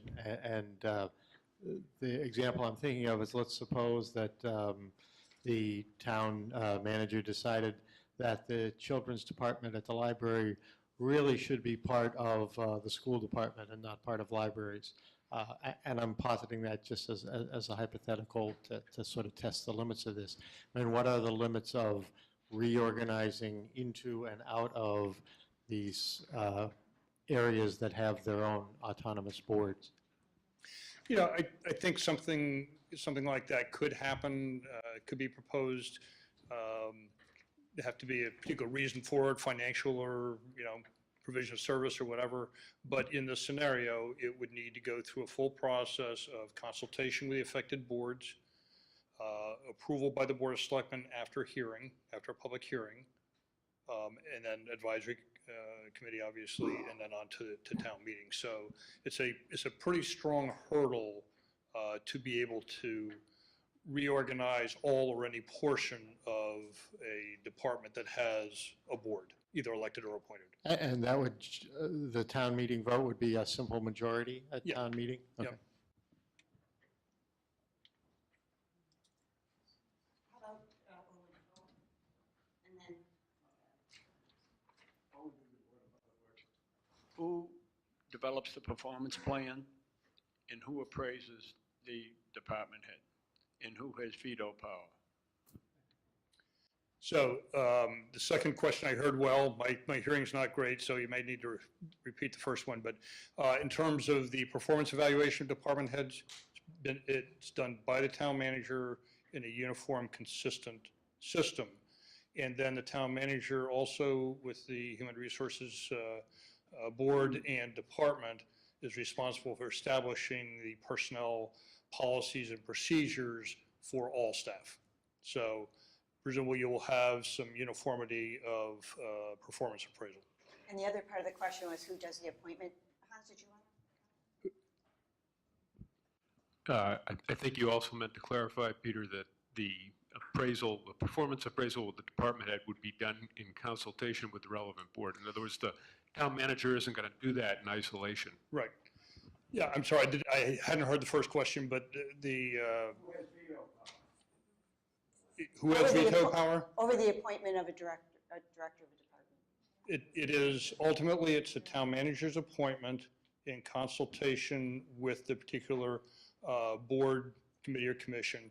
And, you know, procedurally, the way that generally works is to establish a screening committee that includes members of the board, but not a majority, and others who might be relevant. So, you know, if you're talking about a public works director, you might bring in a public works director from another community that's well respected. You know, somebody on staff who works with the Department of Public Works to get a sort of broad view of that. That's my experience. You set up a screening committee, but definitely has membership on the, you know, from the board that's affected, the Board of Public Works in this instance. And then when a decision is made, it can be taken to the full board for the board to meet the candidate. Okay. From a standpoint of if there's a issue and who is the tiebreaker? If there's a particular issue where the manager is thinking one thing and the board is thinking something else? Is this regard to appointment? No. If there So may be- establishing a plan maybe for- a change in the organization, maybe even through the budget process, maybe, you know, just, I'm sure there's going to be times when, you know, not everybody agrees. So if you're thinking through a process of checks and balances, what happens if there's a disagreement between one position and a board? You know, we're not proposing any changes to the authority of the boards. The expectation is the boards will continue to function as they do, although there will be some shifts in, as Pete explained, in terms of personnel management. You know, I often tell the story, I was very surprised as chair of the planning board to discover that I had the sole responsibility for the evaluation of the planning director. Now, fortunately, at the time, we had a long-serving planning director who was well-respected throughout the Commonwealth and did a fabulous job. But, you know, I was really kind of daunted by the fact that somebody who actually sees this person, you know, maybe 6 hours a month, is in the position and has the sole responsibility for the hiring and all personnel decisions with regard to that director. You know, I think that form of personnel appointment and human relations approach is something that really has evolved over time. And one of the things that we're looking at is when you think about a volunteer board who serves in those functions, the liabilities that accrue to the town. You know, you do want people that can weigh in on how does this person function on a day-to-day basis in the department? You know, how do they play well with others? You know, we're in such an environment now where collaboration is becoming more and more important. You know, that's something that you really want to ensure in a position as important as a director of a department. So the recommendation that appointments now be done by the town manager is consistent with what we have seen happening we feel it's the way to go, not because others are doing it, but because those are best practices in terms of human resource management. But, again, when that person's going to be reviewed, establishing work plans, the boards are going to play a key role in all of that. These people are there to serve the board, and that's not going to change. They may have somebody else who may be identifying opportunities for them. There might be circumstances in the organization I work in. You do see situations where sometimes a new person needs a little bit of coaching. The chairman's not going to be there to do that. If we have a town manager who's more actively involved in that and is building a management team, I think that's a good thing for the town. Is it responsive to?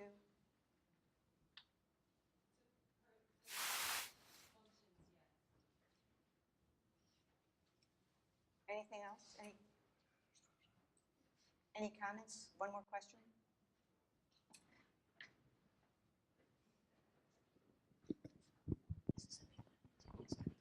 Harriet Warshaw, Planning Board. I was just wondering, Gig said that you spoke with town managers. I'm curious if you've spoken to any board members and who might have been involved in the transition from one form of government to another to see how that felt for the board and were their roles enhanced or diminished, or how did that really work?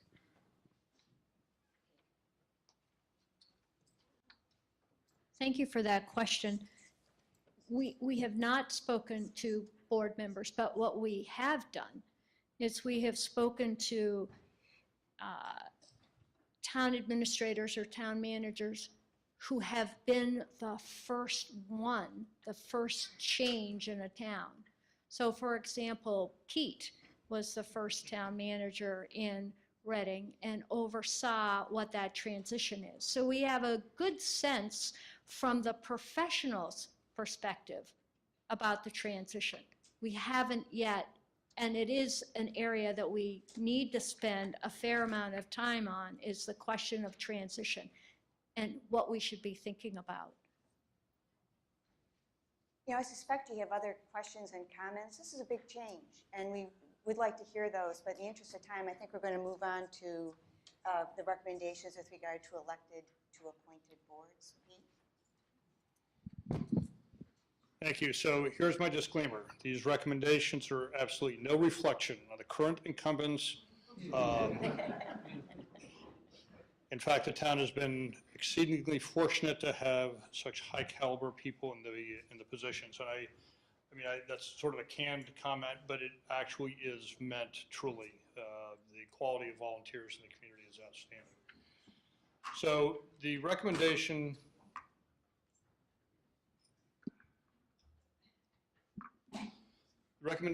is basically in two pieces. One is that the town clerk will be appointed by the town manager, and the second is that the Board of Assessors, Board of Health, and Board of Public Works would be appointed by the Board of Selectmen. The change does not affect the board or department responsibilities. All elected board members and officials will fill out their current elected terms of office unless there's an earlier vacancy. In other words, if somebody leaves the position. All elected board members and officials are eligible for further appointment, obviously. So in terms of the reasons for this, and somebody asked a question earlier and we put them off, there are a lot of core administrative responsibilities and tasks that are guided by state statute or regulation for many of the elected boards, committees, or commissions. The town clerk, for example, has statutory responsibilities, but also is usually seen as an essential part of the management team, performing the traditional clerk's functions as well as other functions on behalf of the organization, like records management. And if this position were to be approved, the clerk's position would become subject to the HR policies of the town, which as an elected position it currently isn't. There is significant risk to the community from someone who has little training or expertise filling either the official position as town clerk or the elected positions. And the ramifications or the risk can be financial, legal, or public health and safety. Little or no competition at the ballot box has existed when thereby requiring boards to recruit their own successors. A more open process is warranted. There's not been a contested race for town clerk, I understand, since 2003, and more amazingly, before that, for 90 years, which is pretty amazing. The opportunity for a larger pool of candidates, more reflective of the community, exists with appointed positions, and therefore having a representation that better reflects the demographics of the town, and this would reflect best practices. The bottom line, the question was asked, so how do you decide which boards should be elected or whether they should be appointed? And a lot of it has to do with the extent to which they may be regulated by state statute or regulations, and the technical background that's required. And if you look at the proposals that we've made, there is a strong technical requirement for all of those, certainly Board of Health, Board of Assessors, Board of Public Works, and Town Clerk. And that sort of drives one to say, well, so what's the risk if you don't get somebody who has good technical capability in that position? What's the risk to the community? And are we better off being able to solicit applicants for positions? One of the boards that you have that's an appointed board in Wellesley that I think is a really nice model is actually the Zoning Board of Appeals.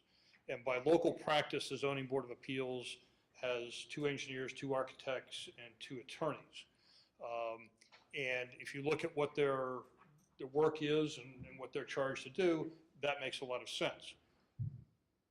Zoning Boards of Appeals can't be elected, I don't believe.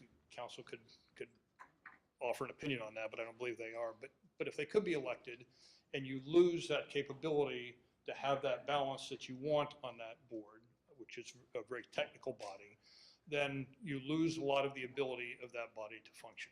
So again, we've been very fortunate to have good volunteers in all of these bodies, but it seems that the risk to the community of winding up without good technical people on those is significant.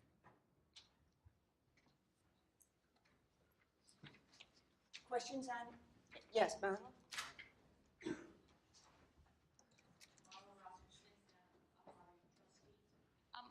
I guess I have a couple of comments. I think it's very difficult to go from elected to appointed positions, and we are continuing to put all of those appointees under the Board of Selectmen. So as we have potentially one town manager who has a lot of control, you're increasing the amount that the Board of Selectmen then has authority over. So that's just a general comment of mine. If you were to move this direction, I think you would want to be able to define the positions so that it would be similar to the Zoning Board of Appeals, so that the types of people who could be appointed to these boards should be better specified in terms of what the makeup of those boards are. And I think the other question I have is, it seems to be in conflict if the department manager is being appointed by the town manager, then you have less significant risk to the community from someone who has little training or expertise, because you're pushing the boards to be more policymakers. So it kind of goes in contradiction to me in some of the things that you're saying here. Thank you. Can I just comment? Sure. I think that's a very good point. I think, as you know, with the Board of Health, by statute, there's certain decisions that staff can work on, whatever it is, but ultimately it is the board that needs to approve a particular item. The same with the Board of Assessors, that they are the actual approving authority. The Board of Assessors is a little unique in that they're the only body that's actually required by the state to have additional education in order to be a member of the Board of Assessors. So not only do you get to run for it and spend money doing that, but you also get to go to school for a couple of years to be qualified to do the work. So I guess that's the only comment I would make, is that they still, even though you may have good capable staff, and you do now, but they still have the authority to do that. So, but it's a good point. And I like the idea of sort of trying to establish qualifications. I think that's an excellent point. Steve?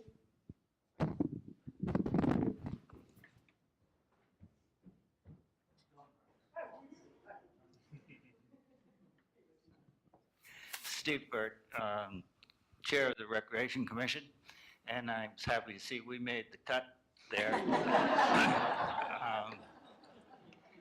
I would like to say, at 50 years of observing the scene here, that one of the, and I'll speak only of one and not say I don't agree with the others, but I think that as I've seen it, one of the best, if not the best, working boards in town over the years has been the Department of Public Works. And I think they have selected and worked with people to join their board that have specific expertise, and through their own professional alliances have been able to recruit other people. They also have a significant budget. And I personally would rather they remain a bit of autonomy, and that the town manager had to deal with an elected board of public works instead of an appointed one, because I think they have more expertise than with the Board of Selectmen, who would then be appointing that board and would therefore be able to influence them in those appointees. Just one thing to think about, you know, and I'm not sure if it's applicable here, but one of the things that we heard in talking with people is that there are a lot of really talented people out there that would be very interested in serving on a board, who have the skills that would really be valuable to some of the committees in town that really don't want to run for office. You know, and those people are out of the running immediately. And I agree with you, the Public Works Board has been terrific. And, you know, we've had good experience in finding really very qualified and capable, you know, members to serve on the committee. Dave? Dave Donahue, Board of Public Works. Thank you for your fine comments. I think it's an unwritten law in the Board of Public Works that you can't retire unless you find a substitute to run. And I've been looking for 20 years and haven't found anyone. So I'm delighted to hear you're going to have a pool of candidates that will be available, that maybe I can retire and someone else will take my place. But my question for you is, you know, if I go out and look for someone and maybe I hit and miss and I don't quite know and I don't, you know, see people every day in town. So what are you going to do to have a pool of candidates? Who's going to organize that? And how are you going to capture that database and make sure you've got those people? Because otherwise it becomes a midnight appointment of someone who he could do it. Let's put him on that meeting. And I do think that, by the way, for political issues, political appointment, I've never had opposition when I've run. I don't think anyone, maybe Owen had it once, I guess he had it, he won.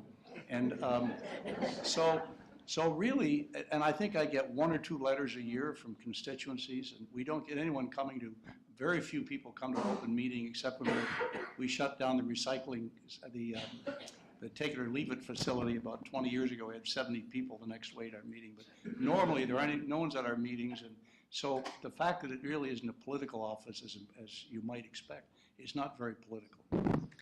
So Dave, I think you really have hit the nail on the head. If we go back and look at just a couple of things, these 3 particular boards, in part because of their specialized nature, are ones that have a history of no contests. So Pete already mentioned the town clerk. There was a contest in 2003, and the prior one was 1913. That's the last time there was a contest for town clerk. In the Board of Public Works, the last time there was a contest was 1998 or so. In the Board of Health and the Board of Assessors, both boards had contests around that time, which is 16, 17, 18 years ago. What's clear is that what occurs is that boards, just as you said, you want to get off the board, you find your successor. And your question, I think, is the appropriate one. How do you know that your random going around the neighborhood will produce, that the selectmen will produce a better candidate. And I think it goes to the question of the selectmen being put in that position of really having to put together a process to find candidates for these boards.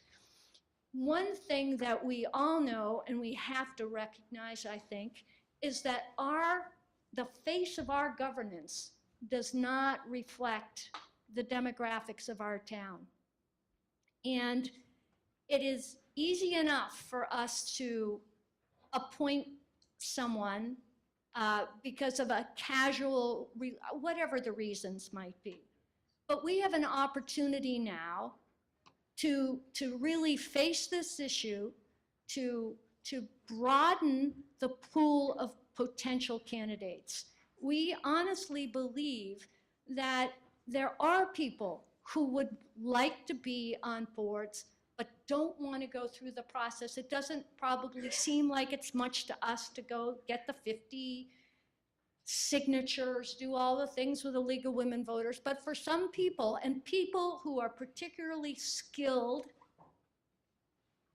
in their work, might find that to be off-putting. So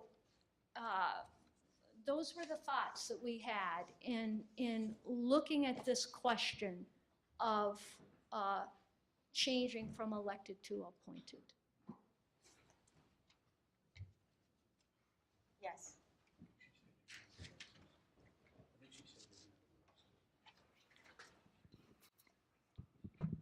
Thank you very much. That was very helpful. I thought it might be the level of expertise. Just want to point out that anybody who can be appointed can also run. If you don't really have the energy to get your 50 signatures to stay out in the middle of the cold at the dump, I don't know how you're going to have the energy to participate. So it is sort of a filter. I also have a database of all the boards of health throughout the country. I'm the director of the Preparedness and Emergency Response Learning Center at Harvard. I also have all of Health and Human Services 1. I think we should collect some information. I know what boards in the country are elected, what boards are appointed, I know their outcomes, because there are pros and cons to both sides. We're talking about these individuals as candidates, but most of the appointees we see are friends of someone, like you said, the midnight appointment. It also happens that there's a lot of other issues, might not be here in Wellesley, but someone gets appointed because they know they can get something through environmentally. They know they can get something through sewer. I have a lot of case studies that have to do with those type of political appointments. So I think the idea that because we have nobody running against someone is not really a very strong case. I could make a case to say that the technical expertise is required, but the selectmen are elected. So all we're doing is going from one elected to appointment, so we're going through another level. So the town selectmen are elected and they appoint instead of electing directly. So that to me seems what we're trying to do is get more control, I think, with the town manager, because often what's going to happen, you could just go look at the other boards locally throughout the country. What usually happens is that the appointees serve as rubber stamp men for the town manager. The town manager controls the health director, and you run into almost a conflict of interest by state statute. And the Chapter 111, which has the hundreds and hundreds of sections in which we have to follow, we have to be knowledgeable about, actually says that the Board of Health can appoint the director, and that the town really, or the selectmen don't have authority over that autonomy. There are many issues that the state awards. For example, the Board of Health has the responsibility to isolate and quarantine. So I do understand the expertise issue, but what I think we don't solve it by saying simply that it moves from an appointed to an elected position. Thank you. I think in the interest of time, we're going to move on to our next set of recommendations, which are the land use recommendations. and I have the privilege of running us through those. In the interest of time, I'm going to do an abbreviated presentation on land use because we've invited all of the boards and directors of those departments to come to a meeting tomorrow night where we're going to discuss these issues in greater length. So our first recommendation is to establish a land use division, which will be comprised of the departments and boards on this slide. All these departments and boards proposed to be included in the division play a role in land use planning, permitting, or stewardship. And while they share some common interests and goals, the current structure almost ensures that they function independently with limited opportunities for collaboration and consultation. And I want to note, because I think it's really important here, that what we are not doing, we are not making any recommendation to change the authority of any of these boards or the functions of the boards. They will continue to function as they do now. They will have the same authority as they do now. A number of these boards have permitting responsibilities, which are very important to the town, and we understand that those will be maintained. So what we're proposing is not a change in the authority or functioning of the boards, but rather a different organizational model to support their work. Having made a recommendation to establish a division, we will also recommend the establishment of the position of Land Use Division Director. In the current structure, no one is responsible for big thinking required in integrated planning or the tracking trends and experiences that are happening with the individual boards. You know, no one is at one point of contact where they pick up on, you know, what are the trends, what are the needs with regard to land use. And we think that that's an important function, and that will be a responsibility that will be lodged with the Land Use Division Director. The Division Director will also ensure adequate staffing support for departments and boards within the division. And I think some of you may know that some of our smaller appointed boards have no staff. That includes the Historical Commission and the Housing Development Corporation, which we feel both serve important functions.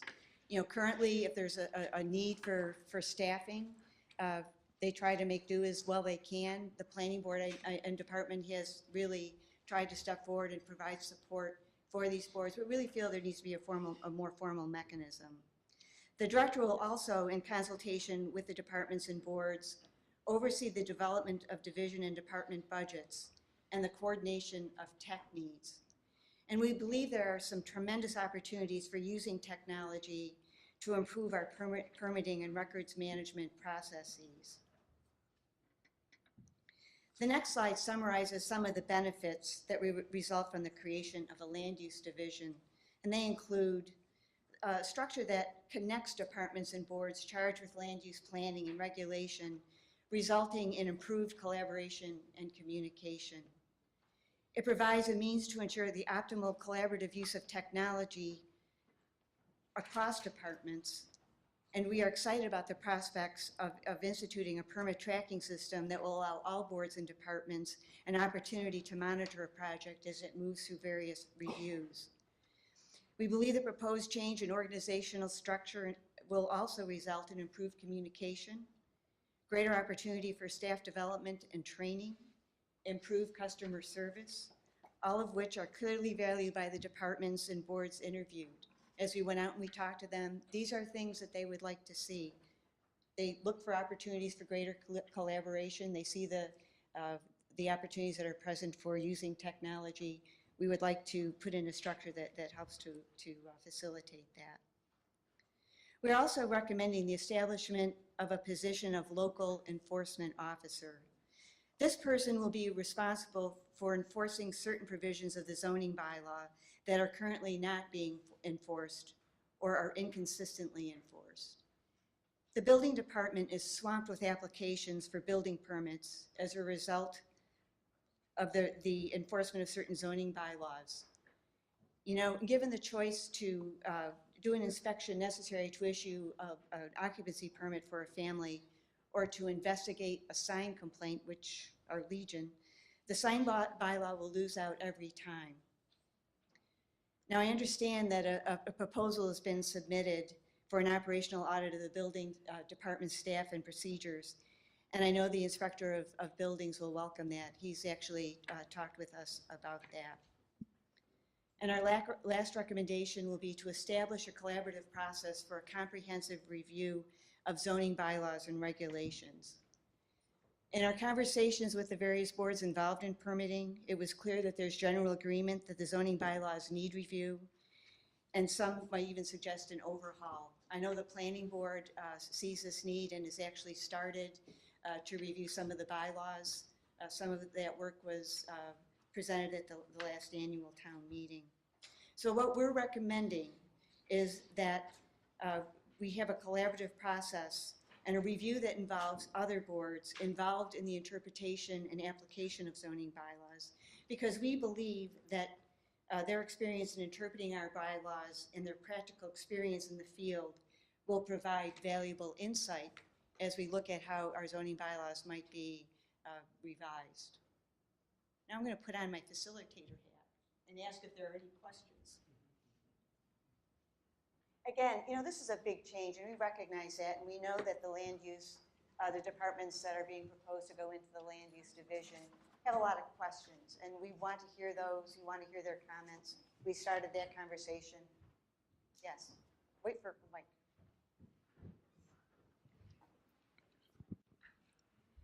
Dick Siegel, Zoning Board of Appeals. It looks like this proposal tonight is a little bit of a modification from what you presented to the zoning board a couple of weeks ago. I still have a concern about your proposed, what were you calling him, some kind of an enforcement officer? Local enforcement officer, yes. Local enforcement officer. Local enforcement officer. My concern is that you might be putting another layer of review in beyond the planning board, zoning board, and building department. I think one of the things that the Zoning Board of Appeals takes a great deal of pride in is the fact that citizens can come before us without needing an attorney, and we try to help them get through the zoning permitting process. I'm concerned that they are going to be buffeted between the building inspector and the local enforcement officer with your proposal. I would much rather, and I think our board suggested it to you, would like to see that person be a staff person under the building inspector, who I think could better supervise them without making it an additional hurdle for a citizen. Yeah, we certainly don't want to structure it as a hurdle. What we want to do is to make sure that the zoning bylaw is being enforced, and what we've heard is that there are certain elements, much of the responsibilities and the oversight and the inspectional services provided by the building department will not change. But we've heard from them that there are certain elements of the zoning bylaw that just aren't being enforced. The sign bylaw is, probably the biggest example, but we also have heard that the tree bylaw, every time a new bylaw is enacted, it typically comes with a new set of controls that need to be enforced. And I know that that puts a burden on the building department.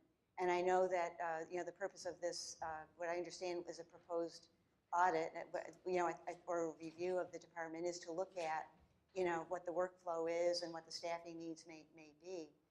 But what we want to ensure is that there are certain types of things that currently we aren't doing, that, for example, the large house review, the building inspector plays a major role in that. You do. We're not proposing any changes with that. Sign bylaws, the town gets complaints all of the time. People complaining about the way it changes the character of some of our commercial districts. Getting those types of things enforced is difficult. Asking the building department to go out and do that. Tree bylaws, some of these provisions are put in as a result of complaints and concerns that are expressed by residents. The planning board is responsive to that. And, we feel that the enforcement of some of these bylaws that currently isn't happening is something that this might help to alleviate. But your points are well taken, and, you know, we will take them into account. Anyone else? Every time I look down, somebody puts a hand up, so I'm not looking down. But again, this is going to be a topic for a lot more discussion. You know, it's a big change, but we really feel that will be an improvement. We think that there will be tremendous benefits for residents. You know, we've heard stories about people coming in to get permits, and they walk in the door, and they really don't know where to go. There's no one point where you can go and get all of the permits or instruction on all the permits that you might need for a project. And we actually heard that some people end up with a parking clerk who fortunately will pass them on to the other person. But we think that we can make some significant improvements in how the process flows. And if you have other comments, we hope that you will, you know, submit them, because we really are interested. And we will have further conversations with the boards that are involved. Anything else on that?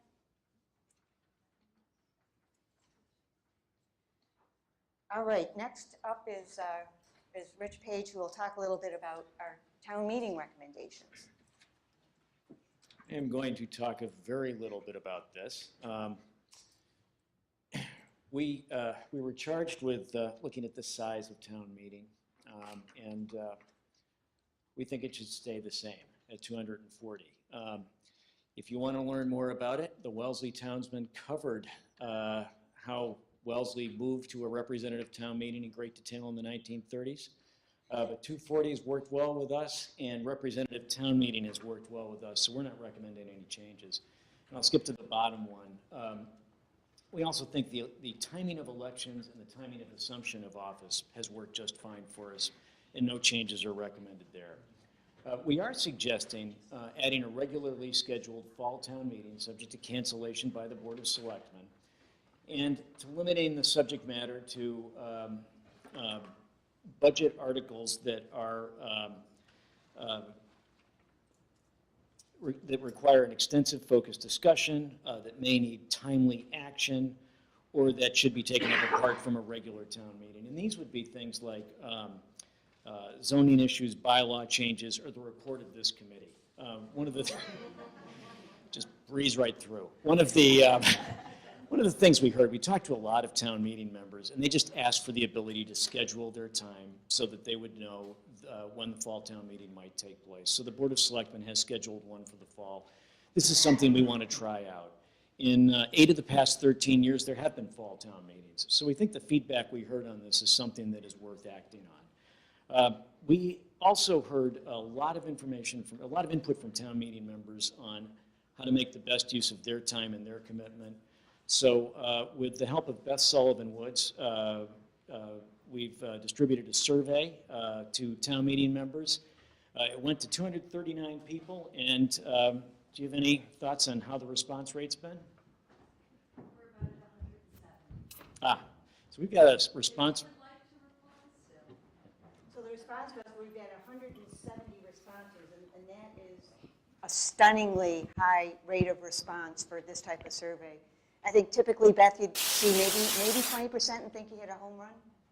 Yeah. So this is a terrific response. So we're at about 70%, which means we expect to have a lot of input from town meeting members. So at this point, we don't really have a lot of observations to pass on about ways to make town meeting members' time more useful and how to get the most out of their ability to contribute, but we do expect to talk more on that. And we'll also expect to hear more about how to help advisory manage its workload. So that's the extent of the town meeting recommendations. Yes. We weren't sure if we'd have any questions, so this is good. I heard concerns from a number of non-town meeting members that if you don't have children in the schools, it's very hard to be elected to town meeting. So did you consider term limits? Because many people just stay in their position and get reelected because many people don't know who their town meeting members are anyway. And did you consider town meeting members at large to fill the openings in certain precincts, which invariably have openings, such as the Wellesley College precinct? Good questions. Thanks. Yeah, we did not consider term limits, because one of the things we detected is a declining interest in being involved in town meeting. That goes back about 40 years, and I'm afraid I don't have the numbers with me right now, but we were very concerned about the decreasing number of contested elections across all precincts. There are some precincts where there have been more contested elections, but we're seeing an interest in running sort of dropping, not precipitously, but gradually. So I think that maybe we have to do a better job getting the word out that there are opportunities for people to run and that lots of people can play meaningful roles. So that's an excellent question, and it's something we need to follow up on. We are also hoping, as part of the survey of town meeting members, to get some feedback from them about why they participate and why they may not be participating. So thank you. Steve? One more suggestion. Yeah. Have you considered, as part of your recommendations, setting up either a Facebook page or a Twitter page for town meetings so that those members who don't feel comfortable attending, since they're not town meeting members or don't know where to go, could in fact submit questions at town meeting and really have participatory government that way? So Rich, why don't you repeat that question? Sure. Is there a way to create a way for residents to participate more in town meeting or engage in the issues through social media or other tools? One of the things we talked about much earlier was the lack of an external communications function in town. There are ways that various departments have pushed information out, but town-wide, we haven't been successful at letting everybody know who does what and how people can engage. The other thing that I think we saw in other communities, and I think this was one community maybe that did a strategic plan did this, they actually have an entire guide to what the responsibilities of all the jobs are that people can run for or participate in. It's available for people to look at and study. And I think it may be Acton that has a town, I wouldn't call it a volunteer fair, but an evening where people can get together to hear more about opportunities. But to get to your point, we have to do a better job pushing that information out. to the point that's been made a number of times about trying to engage more people and our changing demographic, and we have a younger demographic who is wedded to social media, and unless we engage them through the use of social media, we're never going to change this demographic. That's we're right. not going to make this an open, really participatory process. Absolutely. And then Susan? Yes.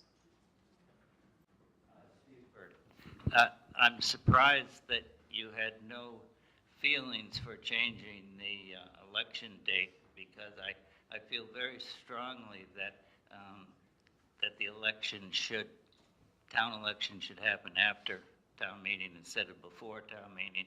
And the main reason is, take someone who runs for school committee for one term, which is plenty. But at the end of their third year and their last year, when they have the most experience, they get elected, they choose not to run, the election happens. They couldn't be chairman in the year they should have been when they would do all the work, because they couldn't present at town meeting. I think it's a terrible flaw, and it's very easy to correct. It's definitely something that came up, and we did look at what other towns were doing. And one of the principles that I guess helped tip it this way for us was that the group that presents at town meeting then owns the entire thing it presented for the following year. So if the school committee presents its budget at town meeting, then all 5 members of that school committee will be responsible for the budget going forward. So that was the... New members didn't have any real responsibility in developing that budget. Yeah, I think... The person who had the most responsibility no longer on the committee. Yeah, I think that we looked at both. I may have overstated it if I said that there was no interest in this, but we thought that this system is the one our town has. It seems to be working well, and we could see flaws in doing it a different way, but there seemed to be a preference for owning it once it was passed by town meeting. Susan, did you have a question?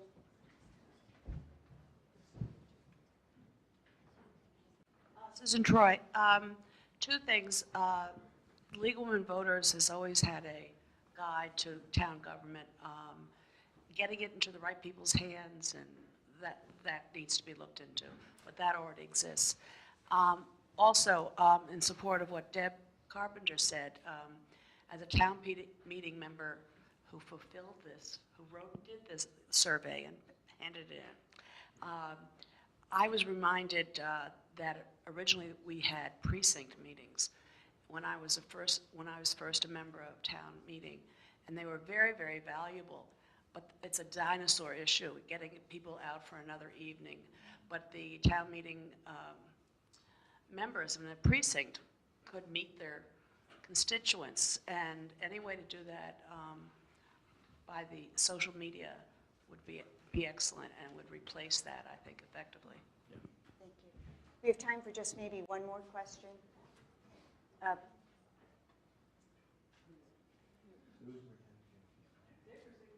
Yeah, right here.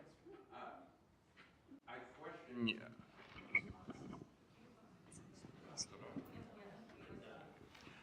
I question your initial finding that the 240-member Wellesley Town Meeting has worked well for years and can be expected to continue to do so, when you followed that up with how difficult it is to find people to run and how each year is getting worse and worse and other towns are facing the same problem. I don't think you've studied sufficiently considering reducing the number of town meeting members to perhaps 180 and generating more competition. We have spent a considerable amount of time looking at it. The reality is there always do seem to be 240 town meeting members. Even though it has been tough to get people to run, they still do run. When we did look at ways to reduce this number, one of the issues that came up that had a really significant effect on our thinking was the diversity of town meeting diversity is probably better served by a larger body. That if there are fewer seats, it's quite possible that we could lose a kind of a tier of people who need to be involved in town but might not get elected in a race for 7 seats as opposed to 10. And I think if you take a look at the way the ballot sometimes works out, it's not the number of votes a person gets that indicates whether that person is a major contributor, but what they bring to it. So I think by maintaining 240, we work with something we know, but assure a degree of diversity that we think we've got to have, that we would frankly fear losing if we reduced to 180. Now, Marilyn, what's the smallest town meeting in Massachusetts? 50. And the largest? 400 something. Right. We're healthily in the middle. But it does seem to work for the size population of our town. Now, I see a couple of other hands, but I think we're getting to a point now where, you know, we're probably going to need to move on. But I really hope that you will use that paper. You know, you got a whole back of that sheet. If you have additional questions you want to submit, you don't have to leave them with us tonight, although we would welcome that. You can drop them off to us. We have a couple of wrap-up items. But before we do that, I just want to, add my personal thanks to all of you for coming. This is a big commitment of time. And I started this conversation by saying, these are going to feel like final recommendations. And I think you would agree that we gave you enough to think about and enough of an idea of the direction that we're going in to give you an opportunity to reflect on what we're proposing, to identify what the advantages it may be, what some of the disadvantages may be, and what the concerns are. We really do want to hear that from you. The other thing I said was this is not the kind of thing that will be resolved in one conversation. I think after tonight's discussion, that's pretty obvious. But we know that from your experience, you all have something to offer to this process. We've tried to capture some of that through our interviews and our meetings with you. There will be further meetings and conversations. But, the reason that we've reached out to you is we do value, the contributions you've made and the experience that you have. So we're sincere when we say that we do hope that you will stay engaged and to submit any comments, concerns, or suggestions that you might have. And thank you. Gig, do you want to just run through some remaining items?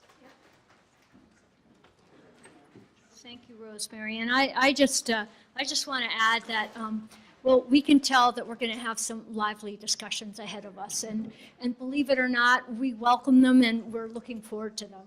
So let me just go over what the process is going to be after this meeting.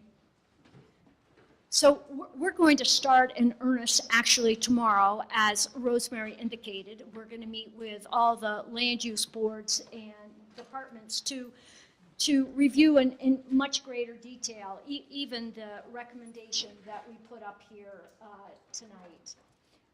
We've scheduled 2 sessions for town meeting members and residents. One on May 20 at 7 p.m. in the Great Hall, and the other one, May 28 in the morning, 9 a.m. in the Wakeland Room in the library. There are 3 sessions scheduled with Pete and Scott Zabak, our HR director, for staff, and we're going to be sending out notices later on this week pertaining to the meetings for town meeting members and for staff. The townsman will carry a guest column this week that outlines our draft recommendations, and we hope to do a panel discussion on cable. We've already scheduled to meet with a number of your boards later on in the next month, and we hope that we will be able to meet with others as well. So over the summer, we intend to reflect upon, think about, refine, revise these recommendations so that we can bring a package of recommendations and the documents to support them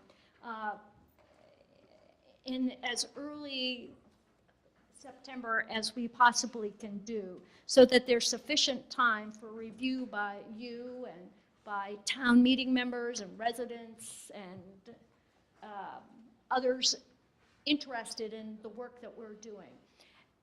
And as you know, the selectmen have set October 26th and presumably October 27 as well for a special town meeting where these recommendations will be considered by you and by town meeting. So if you have, and you want to reach us, you can always just call us, of course, and email us, but we have an official email address. And we're going to start a subscription service and start sending out news on a fairly regular basis starting now. So because we think it's important to try to keep people as well informed of our work as we possibly can. So with that, we want to thank you again for the time and attention that you've given us, and that we are really looking forward to a healthy and thorough discussion of these issues as we hope we can make some good changes. So thank you very much, everyone.